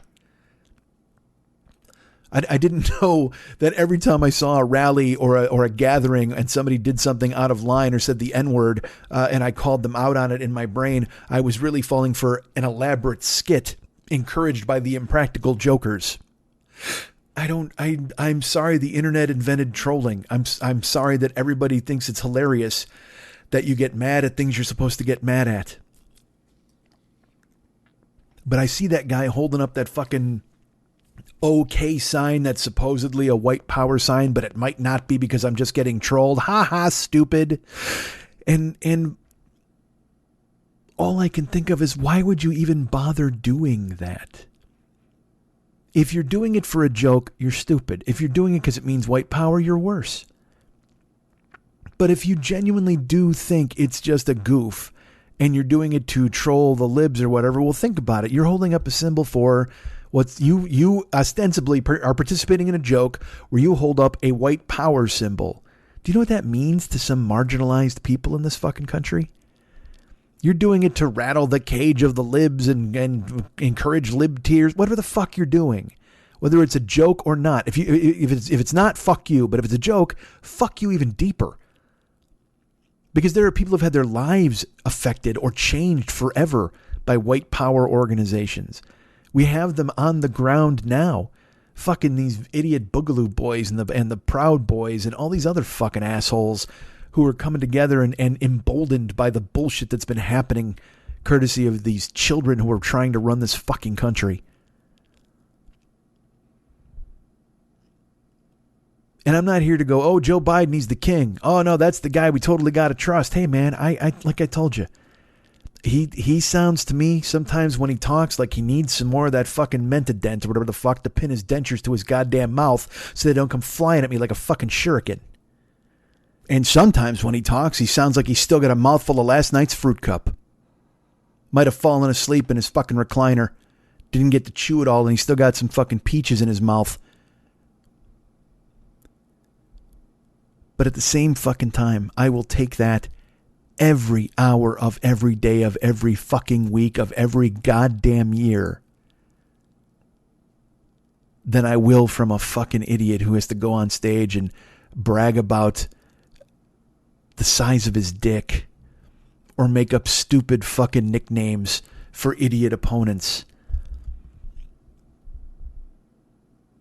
It's schoolyard nonsense. And these last 2 weeks are they're like the end of a movie right now. Because you see this, I will say this. He has no chance to win other than chicanery. All right. I feel comfortable saying this. Don't tell me I'm a jinx, whatever the fuck. I truly feel that there are enough people who are over this that he's going to lose and he's going to lose big. Now, does that mean he will declare victory? No, it doesn't. He will absolutely declare victory. He will say he won. He'll say it's fake. He's going to fight it all he can. But I'm so encouraged by the early turnout right now that I think anything short of a goddamn ridiculous fucking Hail Mary miracle where Biden strangles somebody to death with his bare hands on camera, I think he wins the fucking thing. Now, take that again with the fact that I'm a comedian who could not believe what happened 4 years ago. I went and cast my vote thinking it was a fait accompli, and that day I was in the car and I turned it on and I heard them call Michigan for him and I went, what the fuck? So, again, not even a grain of salt. I mean, get one of those blocks of salt you put in your fucking water softener. But these last 2 weeks, I'll tell you this, without even saying he's going to lose, he thinks he's going to lose. So these last 2 weeks are going to be fucking crazy. And it's going to be crazy fun because he's going to be acting insane. But it's going to be like the end of a movie where a bully gives orders and no one listens to him. You know what I mean? Or like the end of Trading Places when the Duke brothers came back out and they're like, turn those machines back on. But they were already defeated and there was nothing they could fucking do about it. He's going to do some crazy shit. He's going to say the dumbest things and it's going to be fucking awesome. Already this bullshit with fucking Giuliani and the laptop and the horse shit and that nonsense. That fucking, this is another thing too. They start with the Hunter Biden's laptop. That's what they're running on now. The Biden crime family and the Hunter Biden's laptop and the MS-13 roaming the streets. Like, you hear this and it's just, like I said, these are the death rattles. These are a guy who knows he's dead and will just be making up bigger and larger fucking stories. And I got news for you. If that Hunter Biden laptop story has any legs whatsoever, okay, that Hunter Biden got a job and he got $3 million from a Russian mayor because of who his dad was, the balls on Trump or any of his fucking kids who bring this story up, because you've got to be fucking kidding me. The Trump kids were in charge of a charity that they no longer can run because it turned out they were skimming and stealing from the fucking thing. Now, look, they can go ahead and file to fucking run another charity, but they'll have to answer some fucking questions about what the fuck happened with the previous charity. His kids have jobs they don't deserve. They make money they haven't earned, and they have their entire fucking lives. This entire crew, the Trump crew, all of them are on their hands and fucking knees, human centipede style. The only difference is their mouths aren't connected anus to mouth. They're connected to the silver spoon jammed up the ass of whoever's in front of them. It's fucking embarrassing that they would even think about bringing a guy's son into it. And the reason they do is because they couldn't possibly see anyone ever reaching any sort of heights on their own. They figured Hunter Biden had to do it on his dad's name, just like they fucking did, even though they haven't gone anywhere. Donald Trump Jr. has never done a fucking thing in his life except write a book that the Republican committee had to buy to put on the New York Times bestseller list. Eric Trump's a dumb fuck. The only thing these two have ever done is they've stumbled into undeserved pussy because of their fucking last name. But they still bleed it out there. They still talk shit about Hunter Biden and his laptop. And I got news for you. Who fucking cares? Who cares about Hunter Biden and his fucking laptop? Hey, look, I didn't care about Hillary Clinton and her emails before, but at least you guys had been painting Hillary Clinton as a criminal for basically fucking 28 years. So you had that to draw from, you know what I mean? Or was it 18 years you'd been saying she was a fucking 24 fucking years. You've been saying she was a crook and crooked and a criminal ever since she was trying to fucking do healthcare back in fucking 92, whatever the fuck. You at least had 24 years that you could hang around her fucking neck like a millstone. And you see them trying to do it now. They're saying Biden's been in government for 47 years and his kid and this. It's the same fucking playbook. They just changed the fucking names. And it's not going to fucking work. It's not. It absolutely is not. Because who the fuck cares about Hunter Biden's laptop? If anything, these last 4 years have shown us that corruption is not a hindrance. In fact, it's the point. If anything, it's an undeserved perk that all rich politicians get, and you motherfuckers just happen to wave it in our face for the last 4 fucking years. So now you're going to tell me this guy's bad because he might have done it? And then you got Giuliani and his fucking crack crew pulling up the fucking laptop, and now they won't share the hard drive, but then they possibly gave it here. And then the New York Post posts the story, but they do it on the opinion page because none of their fucking reporters wanted to touch it because they know it's fucking phony as the goddamn day is long. It's just as phony as Giuliani's teeth are fucking yellow. And yet still it gets published somewhere, and still people talk about it, and still they try to drag it out. At the debate, he tried to bring up Hunter Biden and the laptop and the Biden crime family. And again, who fucking cares?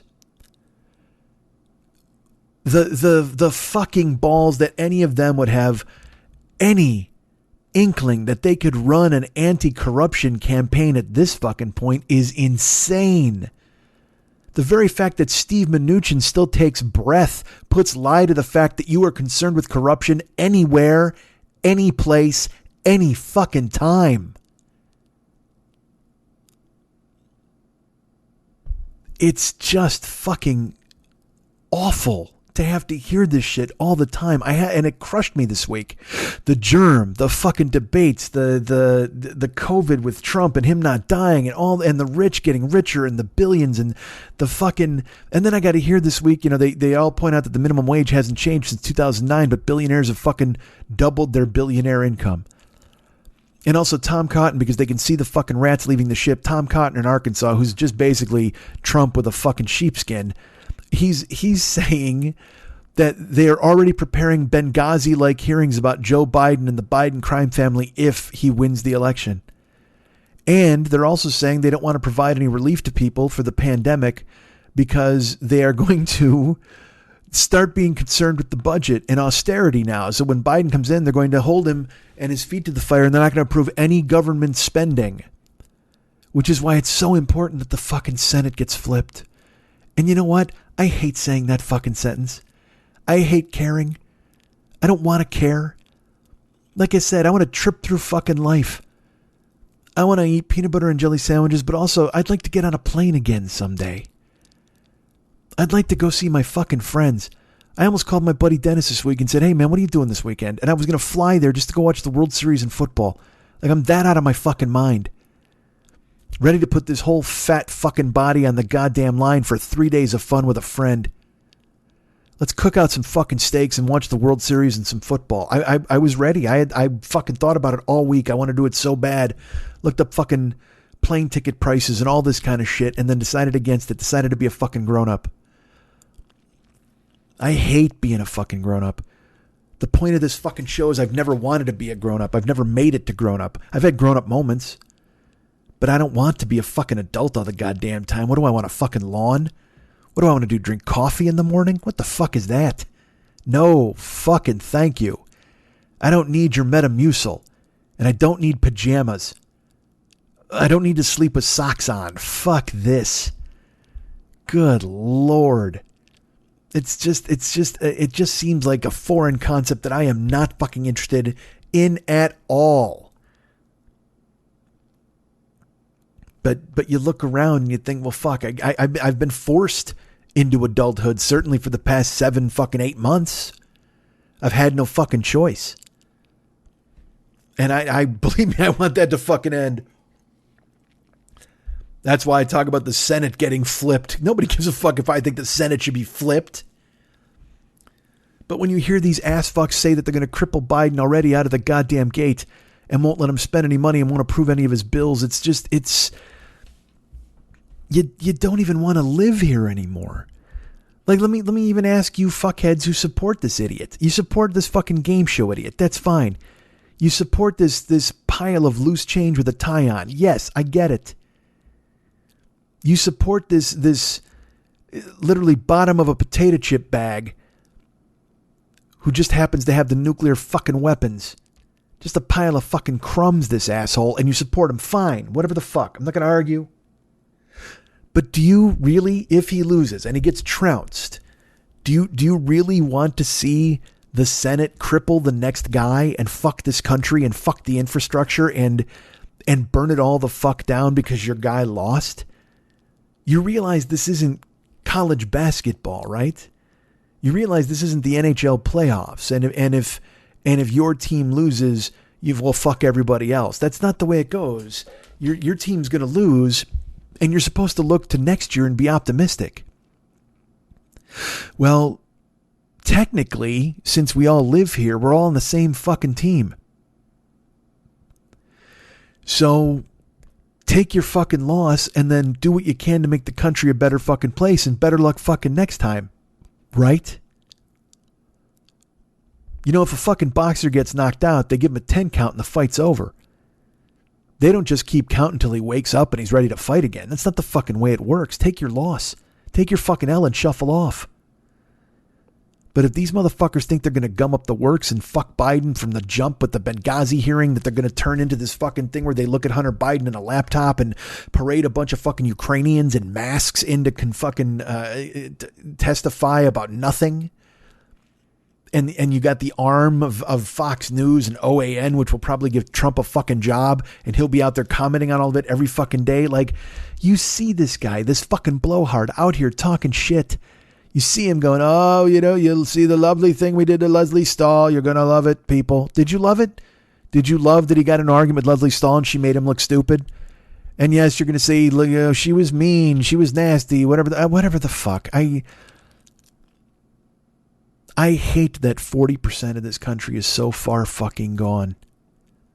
As I've said before, I've never liked Trump. I had the privilege or the fucking unfortunate circumstance to know of him from like 1986, 85, when I was reading Spy magazine. I'm in fucking Bolingbrook, Illinois, and I know about a New York real estate developer that they hate. And I was like, this guy sounds like a fucking dickbag. And that was borne out over the years, and here we are. I've never liked him, and that's fine. So I'm sure I'm biased or I'm whatever the fuck, but I watched The Apprentice, and I laughed because I thought he was a fucking tool bag, but also it was kind of funny to watch him be a shithead to fucking Joan Rivers or whatever the fuck. But I never thought that I'd hand him the keys to the goddamn fucking car, and then when you did, and he smashed it into tree after tree, and then wound up selling it off to whoever the fuck the highest bidder was and pocketing all that fucking money. You still back this cat? You still think it's funny? You still think it's enjoyable to see him out there and talk about Sleepy Joe and all of that? And you think it's not shameless that he would talk about a son who had a drug addiction and a father who loved him? Because, again, when it comes right down to it, again, I'm not a Biden guy. Never have been. I wasn't rooting for him. I gave money to a couple of different candidates that I thought had a chance.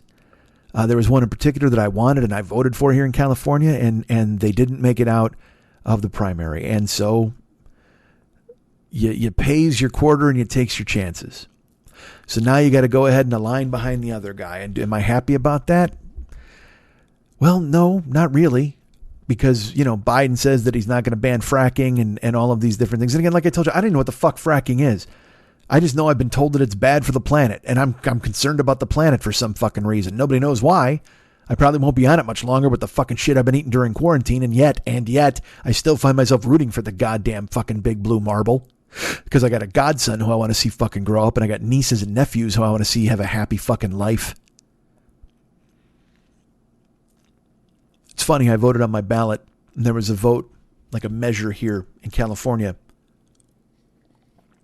and it was to give 17-year-olds the vote if they would turn 18 before the primary. And I looked at it and I was like, I don't know, man. When I was 17, I was a fucking idiot. Like, do I want to be voting for anything? But then I thought, well, you can't judge everybody through the prism of you. You were a fucking idiot. You just said it yourself. And the way I vote these days, the way I vote for fucking anything, whether it's a judge or a school board or a president or a measure or a prop, I try to vote the way I think young people would vote, because this is their fucking world, man. I mean, sure, it's been beaten up like a goddamn donkey pinata in the backyard of a quinceañera, but still, man, it's their fucking planet. They got to do something with it. We're turning it over, beat to shit and rust it out, and hopefully these young people have some mechanics who can work some fucking magic. And when I see AOC and I see Ilhan Omar and I see people like that, I think, you know what? Yeah, maybe there is a future here. Maybe these people can make something of this. And maybe some of these old people will get busy fucking dying. So that's how I try to think of it. I think of how a young person would vote, or how a young person should feel, or what kind of world they should get. And aren't you tired of schoolyard nonsense? Now look, I'm not saying it's going away if Biden wins. Like I said, he wasn't my guy. I'm sure it wouldn't have gone away if my other candidate won.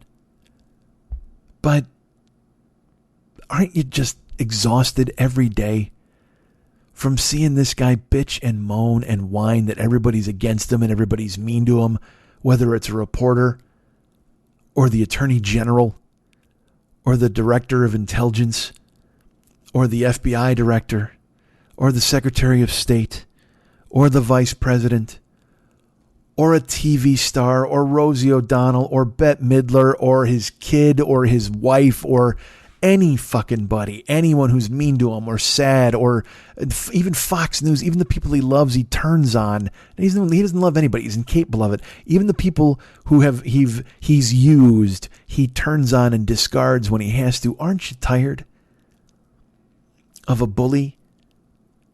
Aren't you tired of every day hearing garbage insults and stupid bullshit that's beneath even a stockyard worker or a shipbuilder or any other blue collar guy that you would associate with a potty mouth or whatever the fuck you want to call it?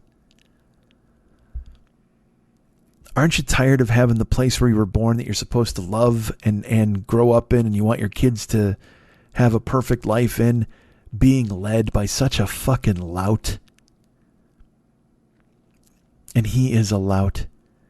And his kids are terrible. And the sooner they are fucking stricken from the public record, the better chance we have of possibly ever turning things around, even just with public discourse. Maybe if he's not out there telling people they don't have to wear a mask and liberate Michigan, you don't have a bunch of fucking neckbeards trying to kill the Michigan governor. You don't have people shouting at people trying to get into stores to shop without a mask because they're important and you're not. Maybe you don't have people spitting on other passengers on a bus because they get told to wear a mask.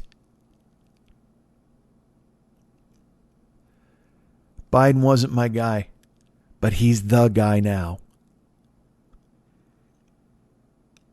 I always hear him compared to like he's tapioca pudding, he's fucking vanilla, he's so bland, he's so old, he's porridge, whatever the fuck.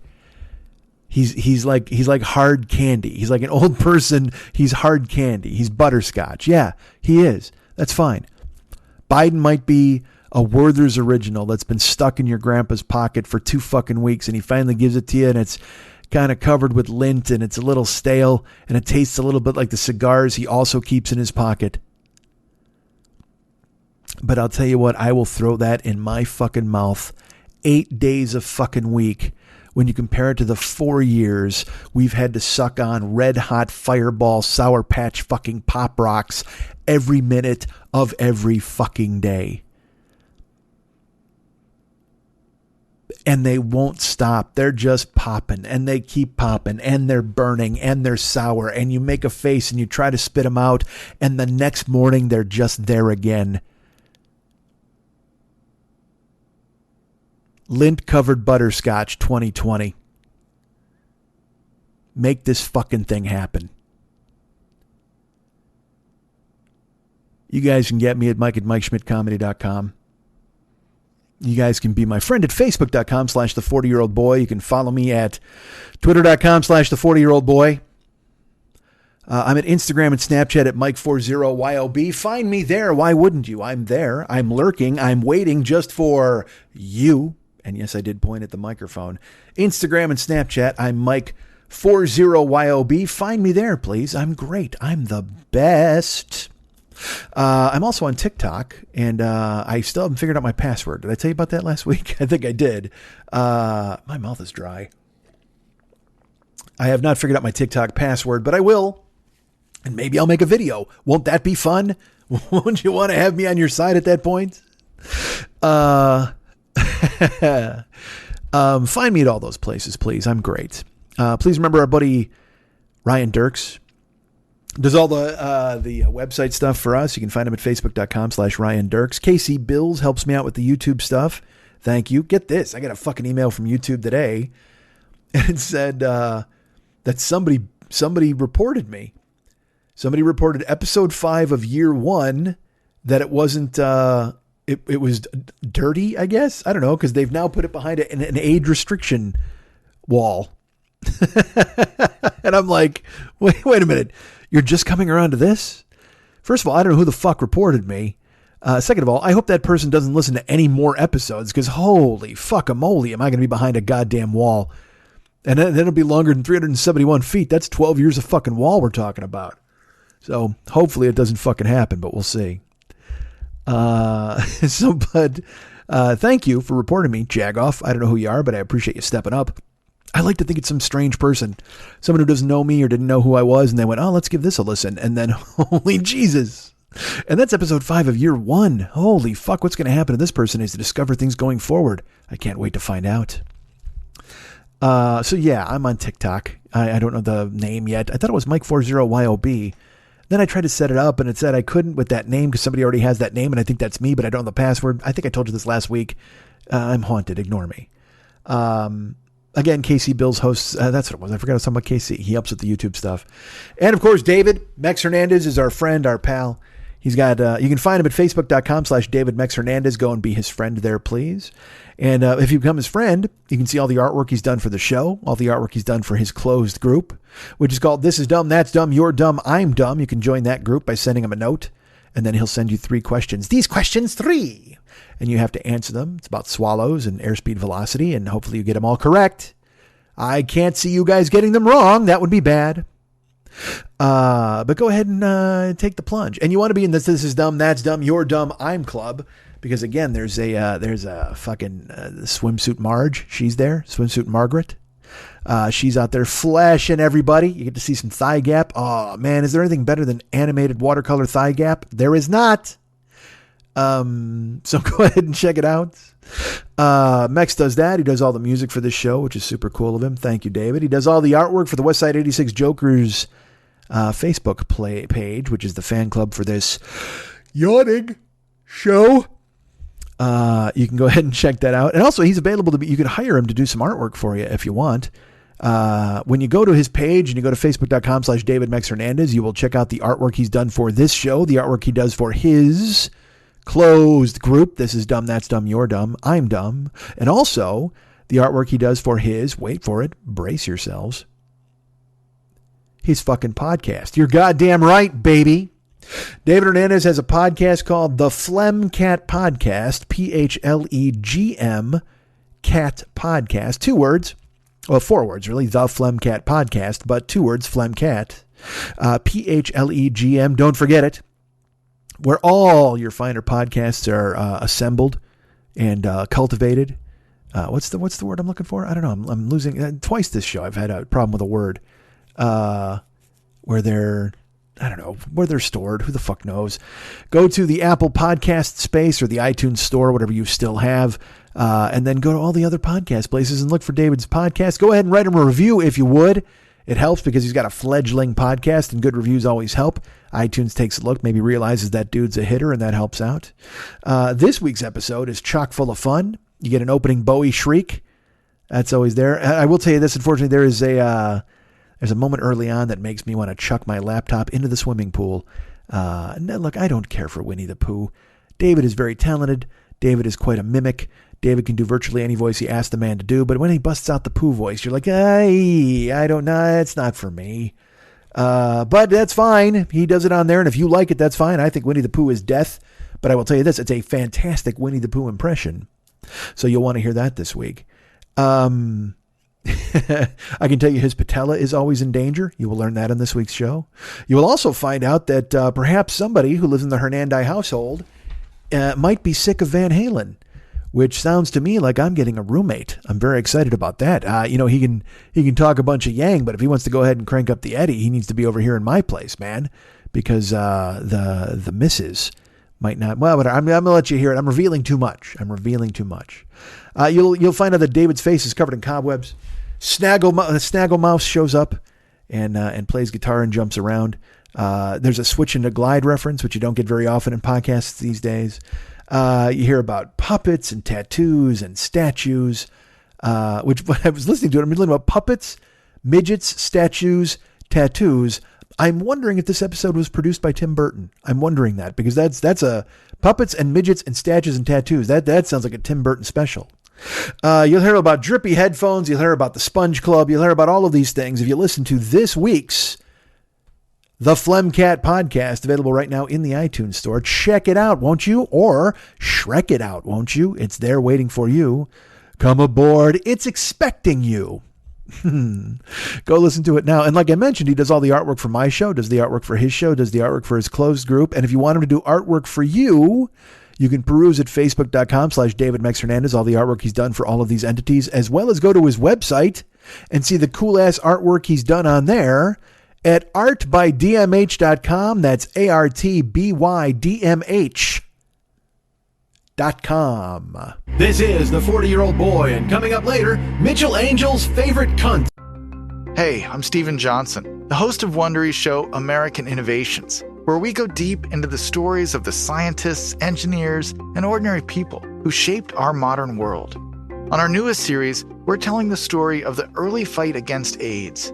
It's a story you might recognize from our current public health crisis. A government bureaucracy unprepared to handle a fast-moving epidemic.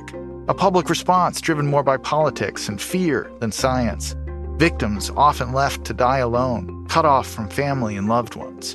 But it's also a hopeful story. One of doctors, scientists, and activists fighting not just the disease itself, but the paranoia and prejudice that came with it.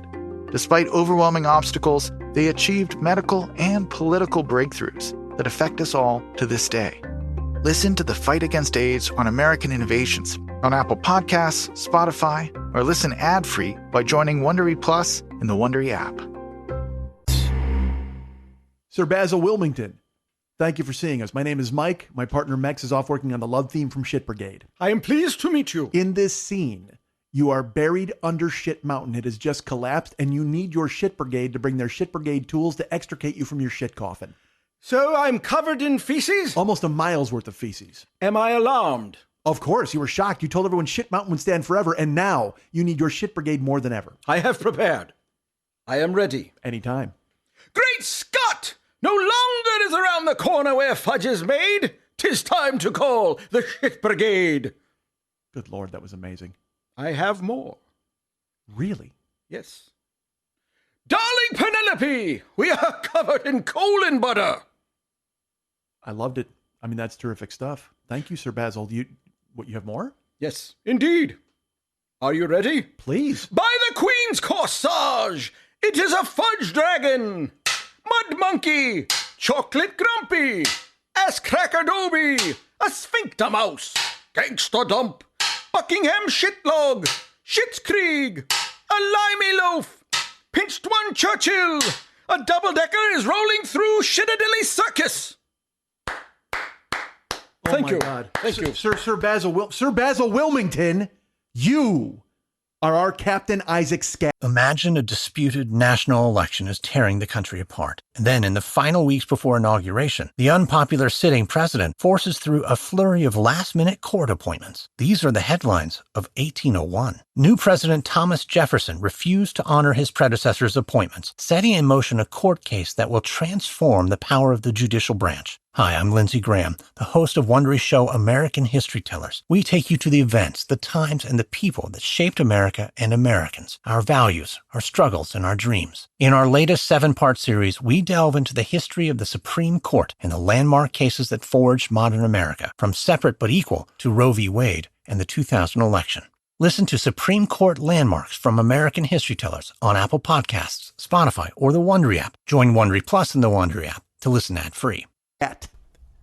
Okay.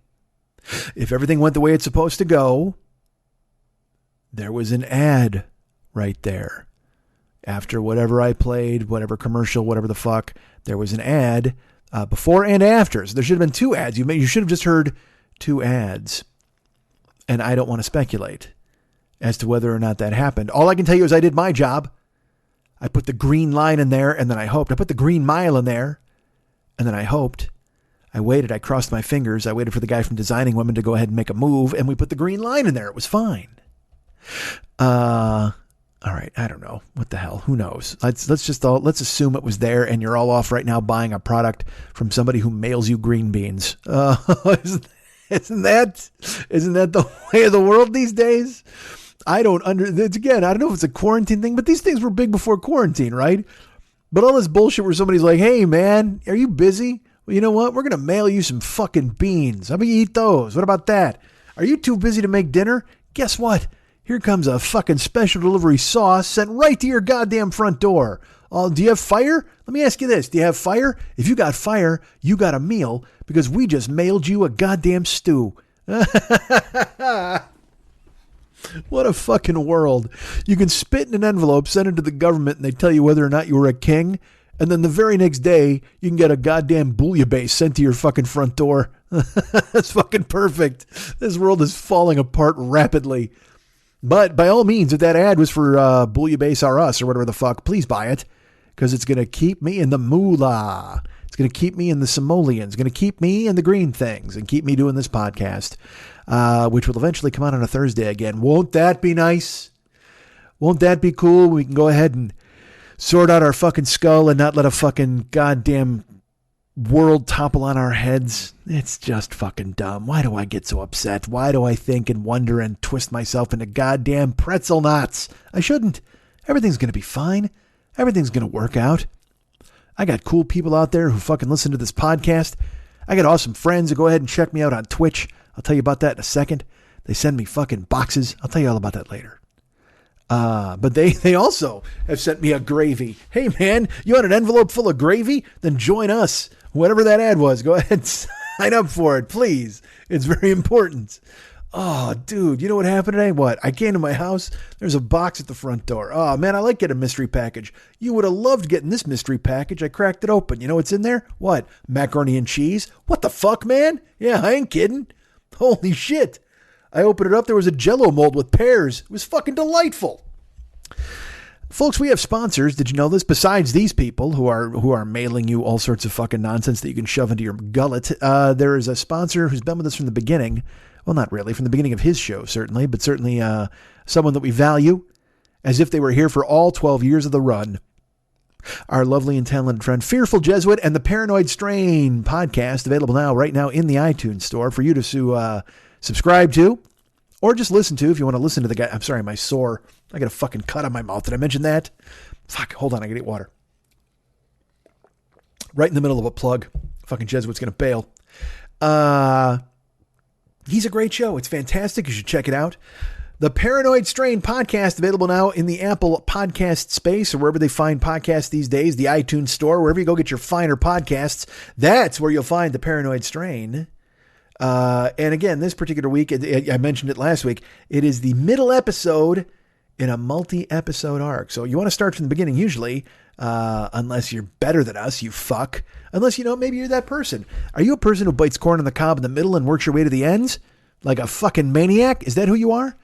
Are you the kind of person who cuts the center out of a cake and eats it? Oh, maybe you're that person. I know that's chaotic evil. That's our friend Mex. I saw he put some brownies up on Facebook and he cut out the center and ate it, which I don't understand that at all. You got to be eating the edges. The crispy edges of the brownie are the best goddamn part. Who eats the center of the brownie first? I'm furious. He and I would have to have a brownie summit. We would have to sit down and discuss it. And talk about how we cut up with our delightful... And also, but you know what? Bullshit on that. We don't need to have a brownie summit. It sounds like we've got it done perfectly. He gets the center. I eat the crispy edges. He and I are not the odd couple of brownies. In fact, we are simpatico. We have a secret handshake of brownie eating, and it's right there. He eats the center. I eat the crispy edges. And this is important because, as you know, he's moving here because the missus isn't too thrilled with his dinner time music selections. But you know that because you listen to the Phlegmcat.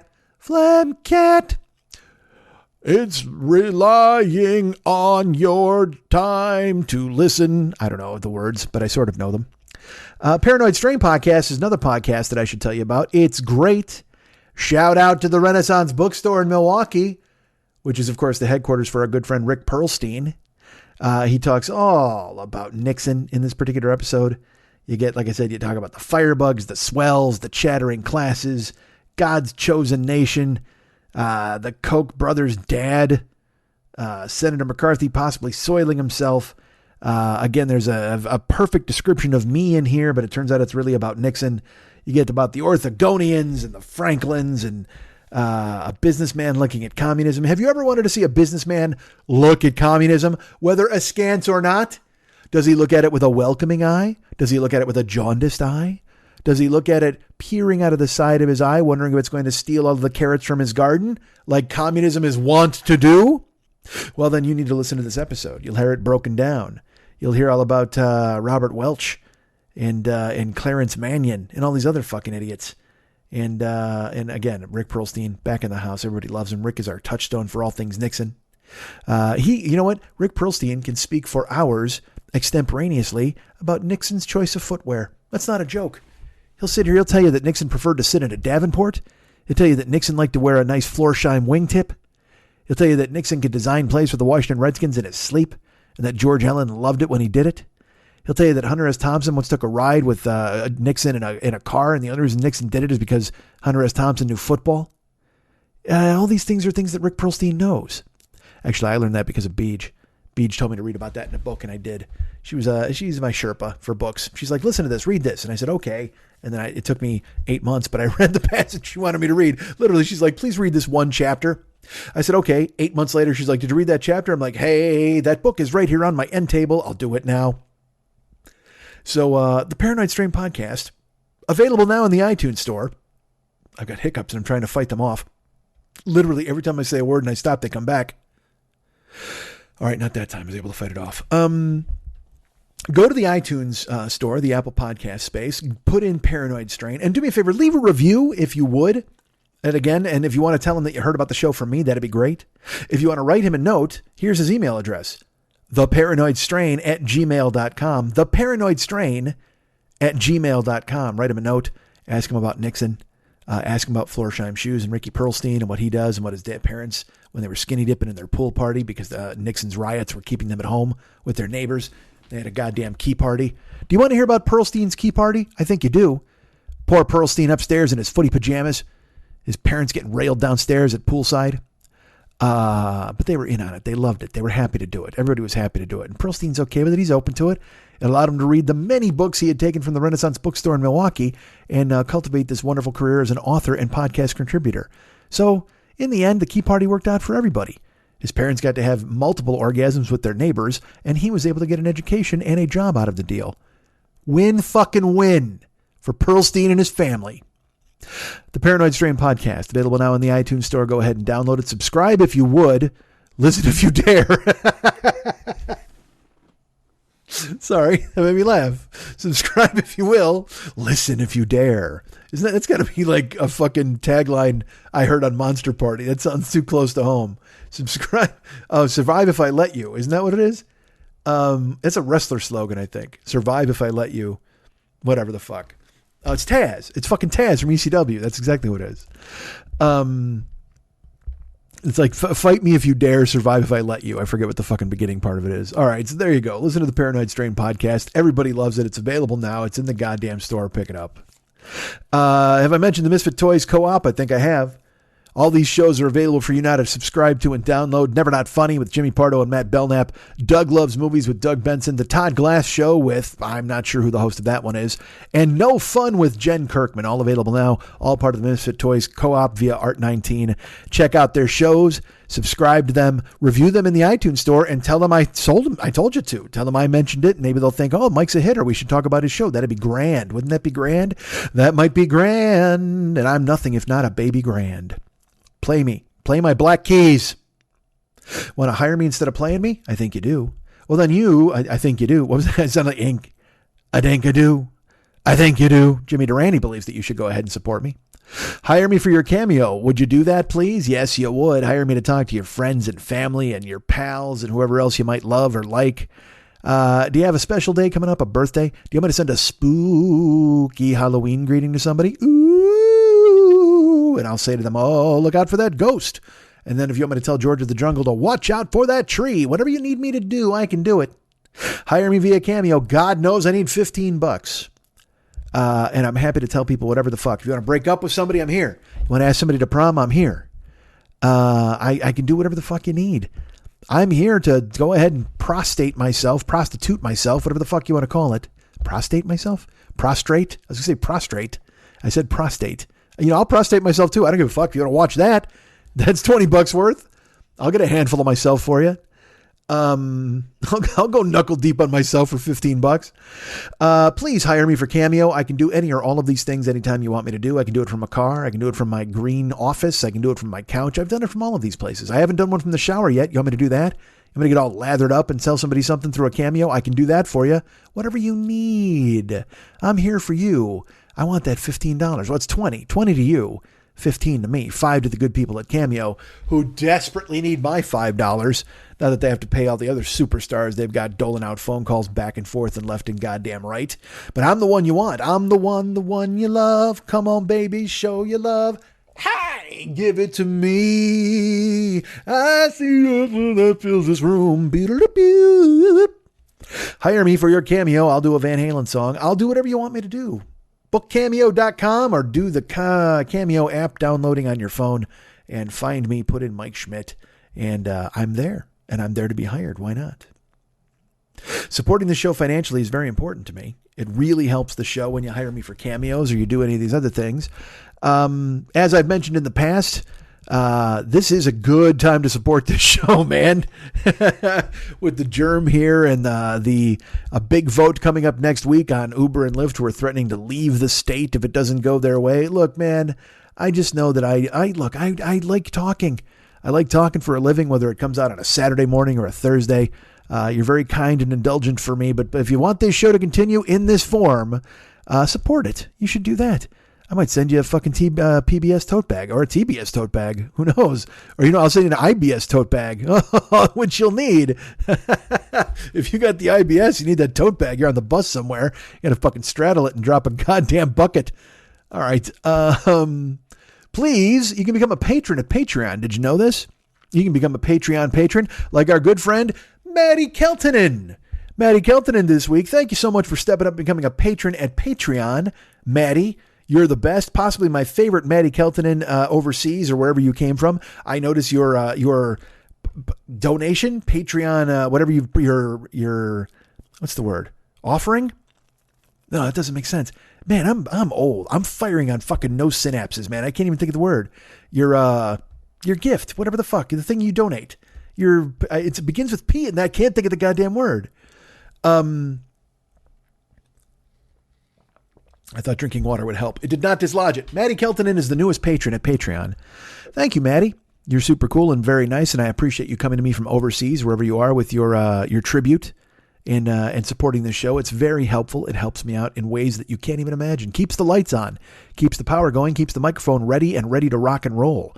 And I'm ready to rock and roll, believe me, idiot. Thank you, Maddie. You're super cool. I appreciate you donating and helping me out. And if you want to become a patron, go to patreon.com/Mike40YOB. That's patreon.com/Mike40YOB. Make me your project, your patron, your whatever the fuck you want to call me. No, you're my patron. I'm your Patreon. I'm your recipient. I'm your puppet. I'm your puppet, or I'm your captain. Maybe I'm your captain. I'm your captain. All right. Isn't that Grand Funk? Look, go to patreon.com/Mike40YOB, patreon.com/Mike40YOB, and become a patron of this show and help me out in ways both good and good. I appreciate you thinking of me. And now, if you don't want to become a monthly Patreon person, you can go to MikeSchmidtComedy.com, and in the upper right-hand corner, there is a little Schmitty. He's got his pocket out, a little donate. And you can go ahead and donate through there. It's PayPal, and you can do a one-time donation, or you can do a monthly thing via PayPal if you want, whatever you feel comfortable doing. But all of it goes to help the show, and I do appreciate you doing that. And I want to thank somebody in particular who helped me out via PayPal this week. The lovely and talented, our great friend, Linda Mitchell from up near the Bay Area. Linda has been here before. She and I have had sushi together. Linda and I have hung out. I've driven her to and from her hotel to the airport and stuff like that. She was very nice to consider me for an Uber ride when she was in town.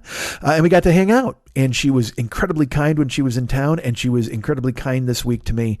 And just really went above and beyond, and I can't thank her enough. Linda Mitchell, thank you so much for stepping up and donating and helping the show via PayPal.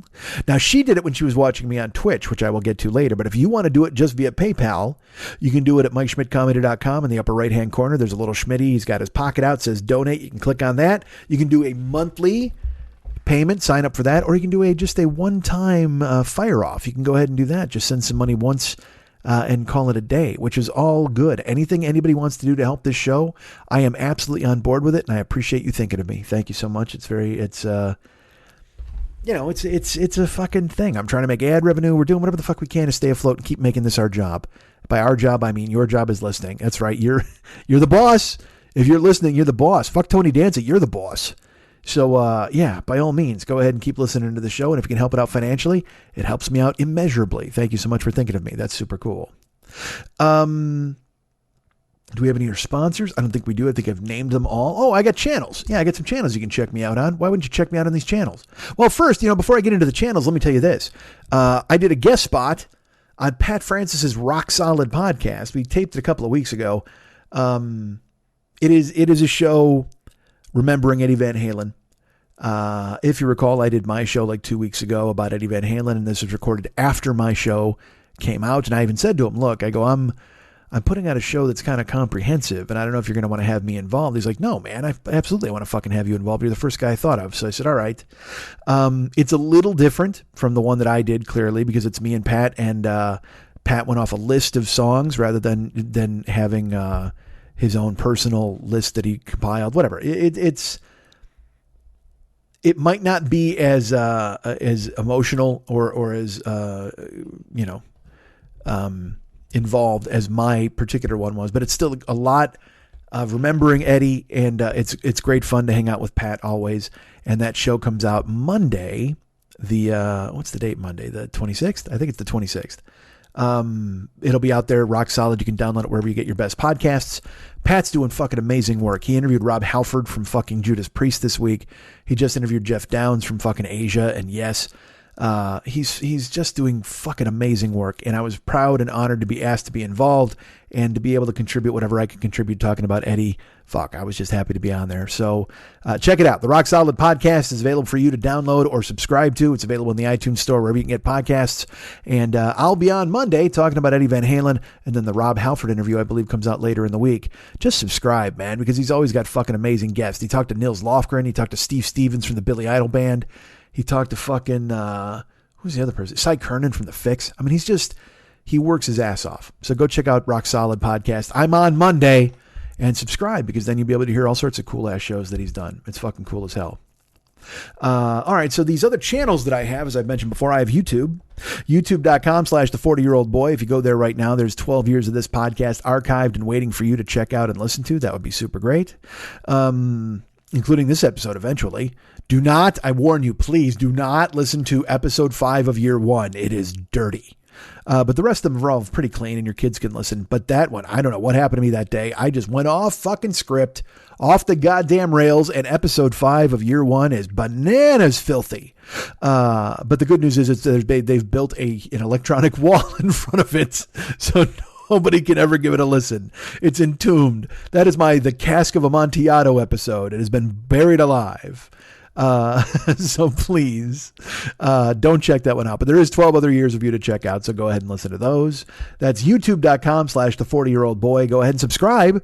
That would be cool, because then YouTube will think I'm a hitter. youtube.com/the40year-old boy. And also I have a channel called twitch.tv/the40year-old boy. Streaming on Twitch, yawning on a podcast. Fuck. Streaming on Twitch. Twitch.tv/the40year-old boy. It's available for you now.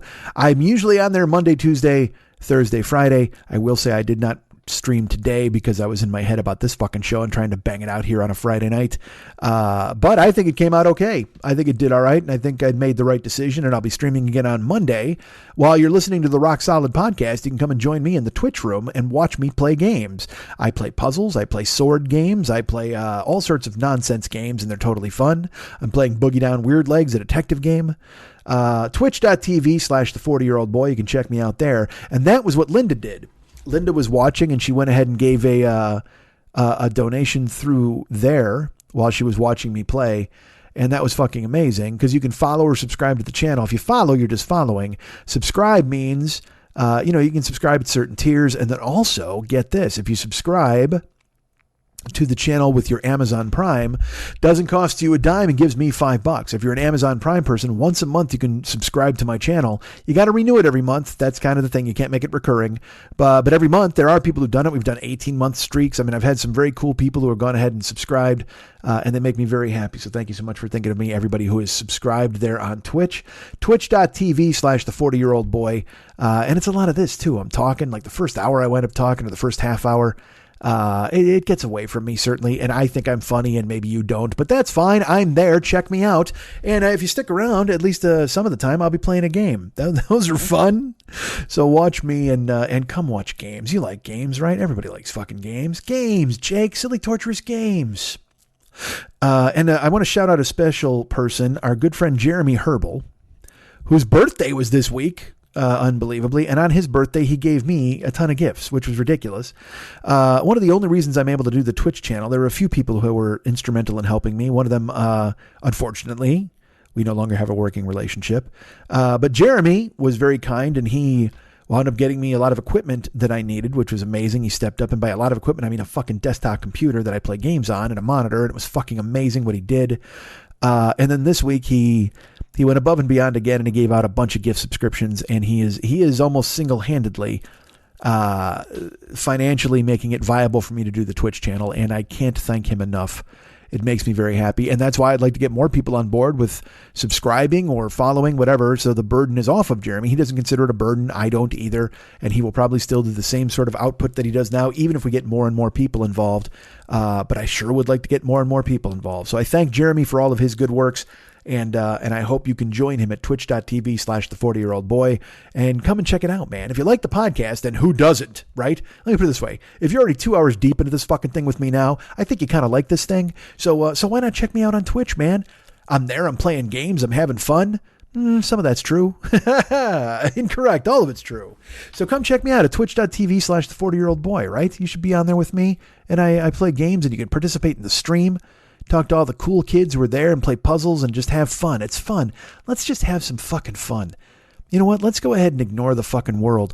Let's dive into books and Twitch and other things. And let's not, I gotta shake the dirt of the news off my fucking shoulder. I gotta get this dirt off my shoulder. I've got to brush this dirt off my shoulder, man. I can't fucking pay attention to this week, dude. Because again, here's why. People are fucking stupid, all right? Here's the thing.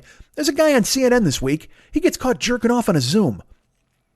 Now, let me say this. If you said that sentence to somebody 15 years ago, they'd go, I don't know what the fuck you're talking about. Like they'd be like, is that a scooter? The fuck? And why is a CNN guy doing a kids show on PBS? Nobody know what the fuck you were saying. But now you know exactly what I meant. Fucking Jeffrey Toobin, he jerks off on a Zoom at work. That's the thing. He's at work. He's on a CNN thing. They're doing a fucking, I guess they were simulating the fucking debate. I don't know. And I don't, look, hey, I'll tell you what. Trump's done some crazy shit at the debate. I got to think that simulating the jerk off would have been enough. But actually jerking off, is that a metaphor for what you think Trump does when he interrupts everybody? I don't fucking know, man. I can't piece it together. Who the fuck is jerking off on a Zoom call, first of all? Secondly, who's jerking off on a Zoom call at work? And also, there's like 15 other people on the goddamn call. And he's fucking yanking it. Whatever. You want to run off a batch? Go ahead. But and look, who among us has not jerked off at work? All right? Show of hands. I will admit this. Yes, I have jerked off at work. All right? I've done it. I've jerked off at several jobs. I know you're considering this a jerk off job, probably. I have jerked off at a couple of different jobs. Yes, I telemarketing job one time because again, I was a kid and whatever. And so I jerked off in their restroom. I didn't fucking care. I was like, let's do this. I jerked off at another job, but that was, but I will say this, and this probably won't even make me sound better. But I filmed that one for somebody. So that was a completely different animal. When I jerked off at the other job, it was strictly business. It was strictly a professional endeavor. And I filmed myself jerking off because that was a film I was sending to somebody. And it worked. There you go. It worked out. And, so yes, I've jerked off at work before, but this is the point. I was in the restroom behind several locked doors. All right. At the telemarketing joint, I'm in a bathroom and then I'm in a stall. So you're not going to fucking see me. It's not going to happen unless you got one of those ridiculous, hey, let's look for a bomb under the car mirrors. You know what I mean? And then you're going to catch me jerking off and I'm going to go, so what? It's my break. Who fucking cares? But the other one, I'm in a bathroom with a locked door. Nobody can get in. It's fine. It wasn't a customer bathroom. I was in the employee bathroom. Probably shouldn't say this because there are still employees who are not happy about this, but still. I did it there and that was fine. And as I've told you before, I've jerked off on the road to stay awake. I've jerked off in weird areas. One time I missed my bus. I was walking to school. I was walking through a field. I was like, you know what? Let's do it. I'm 14. Whipped it out and jerked off in a field. Fucking and threw ropes all over some wheat. That's what I did. I roped up some wheat. That's what I fucking made sure it happened. If somebody's bread tasted weird that fucking summer, that's because of me. I threw ropes all over the wheat just before the thresher came through. But I always make sure to be away from the prying eyes of the public and people. This fucking guy's in his office, Jeffrey Toobin, who, by the way, is just a lump of shit, too. You look at that guy, it's not like he's an Adonis. Why is it always these dudes who look like they have a second job under a bridge who are jerking off and not fucking thinking about whoever fucking watches them? Because it's not about jerking off for them. It's about power. Everybody's like, he had another screen on, he was looking at a different show, and that's fine. All right, fine. But it doesn't matter. You're on a fucking Zoom work call, and he's like, oh, I thought I muted the Zoom. It doesn't fucking matter, dude. These cameras are ridiculous. Right now, I have 2 cameras. I got 3 cameras looking at me right now. Not a joke. I have 2 webcams on top of my one computer, and then I have the webcam from my Apple. Who knows who's fucking watching me? Anybody could be watching me. So you do your best to fucking not do your business in front of an open goddamn camera lens, you fucking stroke. Seriously? Literally? But yet he does it. Now here's the dumbest part. Remember I said people are fucking dumb? Yes. You're fucking dumb if you jerk off at work where people can see you. If you jerk off at work, you're not dumb. Because I've done that, and what the hell? All right, you're dumb if you jerk off at work. Whatever the fuck. It doesn't matter. Don't argue with me. But if you jerk off at work on a Zoom call where 15 other people can fucking see you, get fucked. You deserve to be fired. You deserve to be fucking tarred and feathered and dragged and all that other dumb shit, because that is just a stupid thing to do. Because you know what, dude? You're literally, depending on who saw you, if a dude sees you, he's going to go, hey, fuckhead, this isn't the locker room. Don't do this dumb shit. But if a woman sees you, you're looking at 1 to 3. That's sexual assault, motherfucker. That's you in a fucking trench coat in the park whipping it out and jerking it off and at least getting 6 months or parole or something, but you should definitely lose your fucking job, but you absolutely should do some fucking time. If you're whipping your cock out in front of women who don't want to see the fucking thing, get to jail, buddy. And yet, the reason I say people are fucking dumb is because it happens and then people start defending this fuckhead. Like the next day, there was all these people, they were like, oh, who among you hasn't ever masturbated? Cast the first stone. Yes, I've masturbated. All of us have jerked off. That's what we do. We like it. It's quarantine. That's all we fucking do at this point. But I don't jerk off where people can stare at me. I don't jerk off where the people I work can fucking look at me. I mean, I'm on Twitch every fucking day. What if I'm just on Twitch absentmindedly and I'm like, oh, you know what? I'm going to cover up the camera and I'm thinking I'm going to fucking rock it? It's not going to fucking happen. Someone's going to see it and I'm going to be a fucking idiot. Twitch is going to ban me. I'm going to get fired. I might get arrested. This is fucked. You don't do it. But like I said, man, everybody will always find a defender somewhere, somehow. Someone tried to make a religious thing. They were like, oh, the left is all for sexual freedom, but now they're prudes when someone gets caught masturbating. No, it's not that he got caught fucking masturbating. I don't give a fuck. Jeffrey Toobin can crank out fucking drips all fucking day long. I don't give a flying fuck. Do it, buddy. Have at it. Make your apartment as sticky as you fucking want it to be. But you know what, you fucking dick? If there's the possibility that one of your coworkers could stumble into you fucking jerking it, get the fuck out. Nobody wants to see you do that shit. Who the fuck do you think you are? Are you just hoping eventually to launch one into Wolf Blitzer's beard? Is that the thing? Because again, it's the CNN, man. I don't know who the fuck he's talking to that he decided, you know what? I got to fucking whip it out. This is me. I am so turned on by that gray-haired dude who does all the fucking touch screens with the fucking election. That guy's the fucking best. I don't know. Are there hot CNN chicks? I know Fox does that. Dude, if anybody's going to be jerking off, it should be people on a Fox Zoom call. Because all the chicks who work there have their fucking, like literally, you're a half inch away from lip with every skirt they fucking wear. It's like one of them drops a pen, bends over, you get a backdoor burger shot, and everybody fucking in the room whips it out on a Zoom call. That makes sense. That's Fox. That's how they handle their fucking business. But fucking Toobin at CNN, there's nobody there. It's straight-laced idiots. Did you see James Carville and get hard? Is he Hardville? Is that James Hardville who got the job done for you? Toobin had to get a fistful himself because Carville was out there fucking running it off? That doesn't make any fucking sense at all.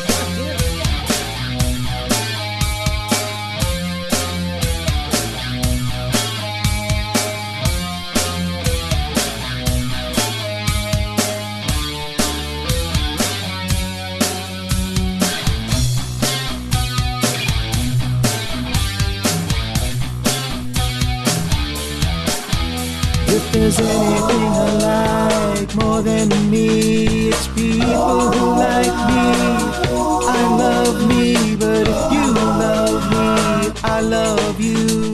'Cause you know why we both love me. How great am I? Let's talk about that for a while. And by a while, I mean forever.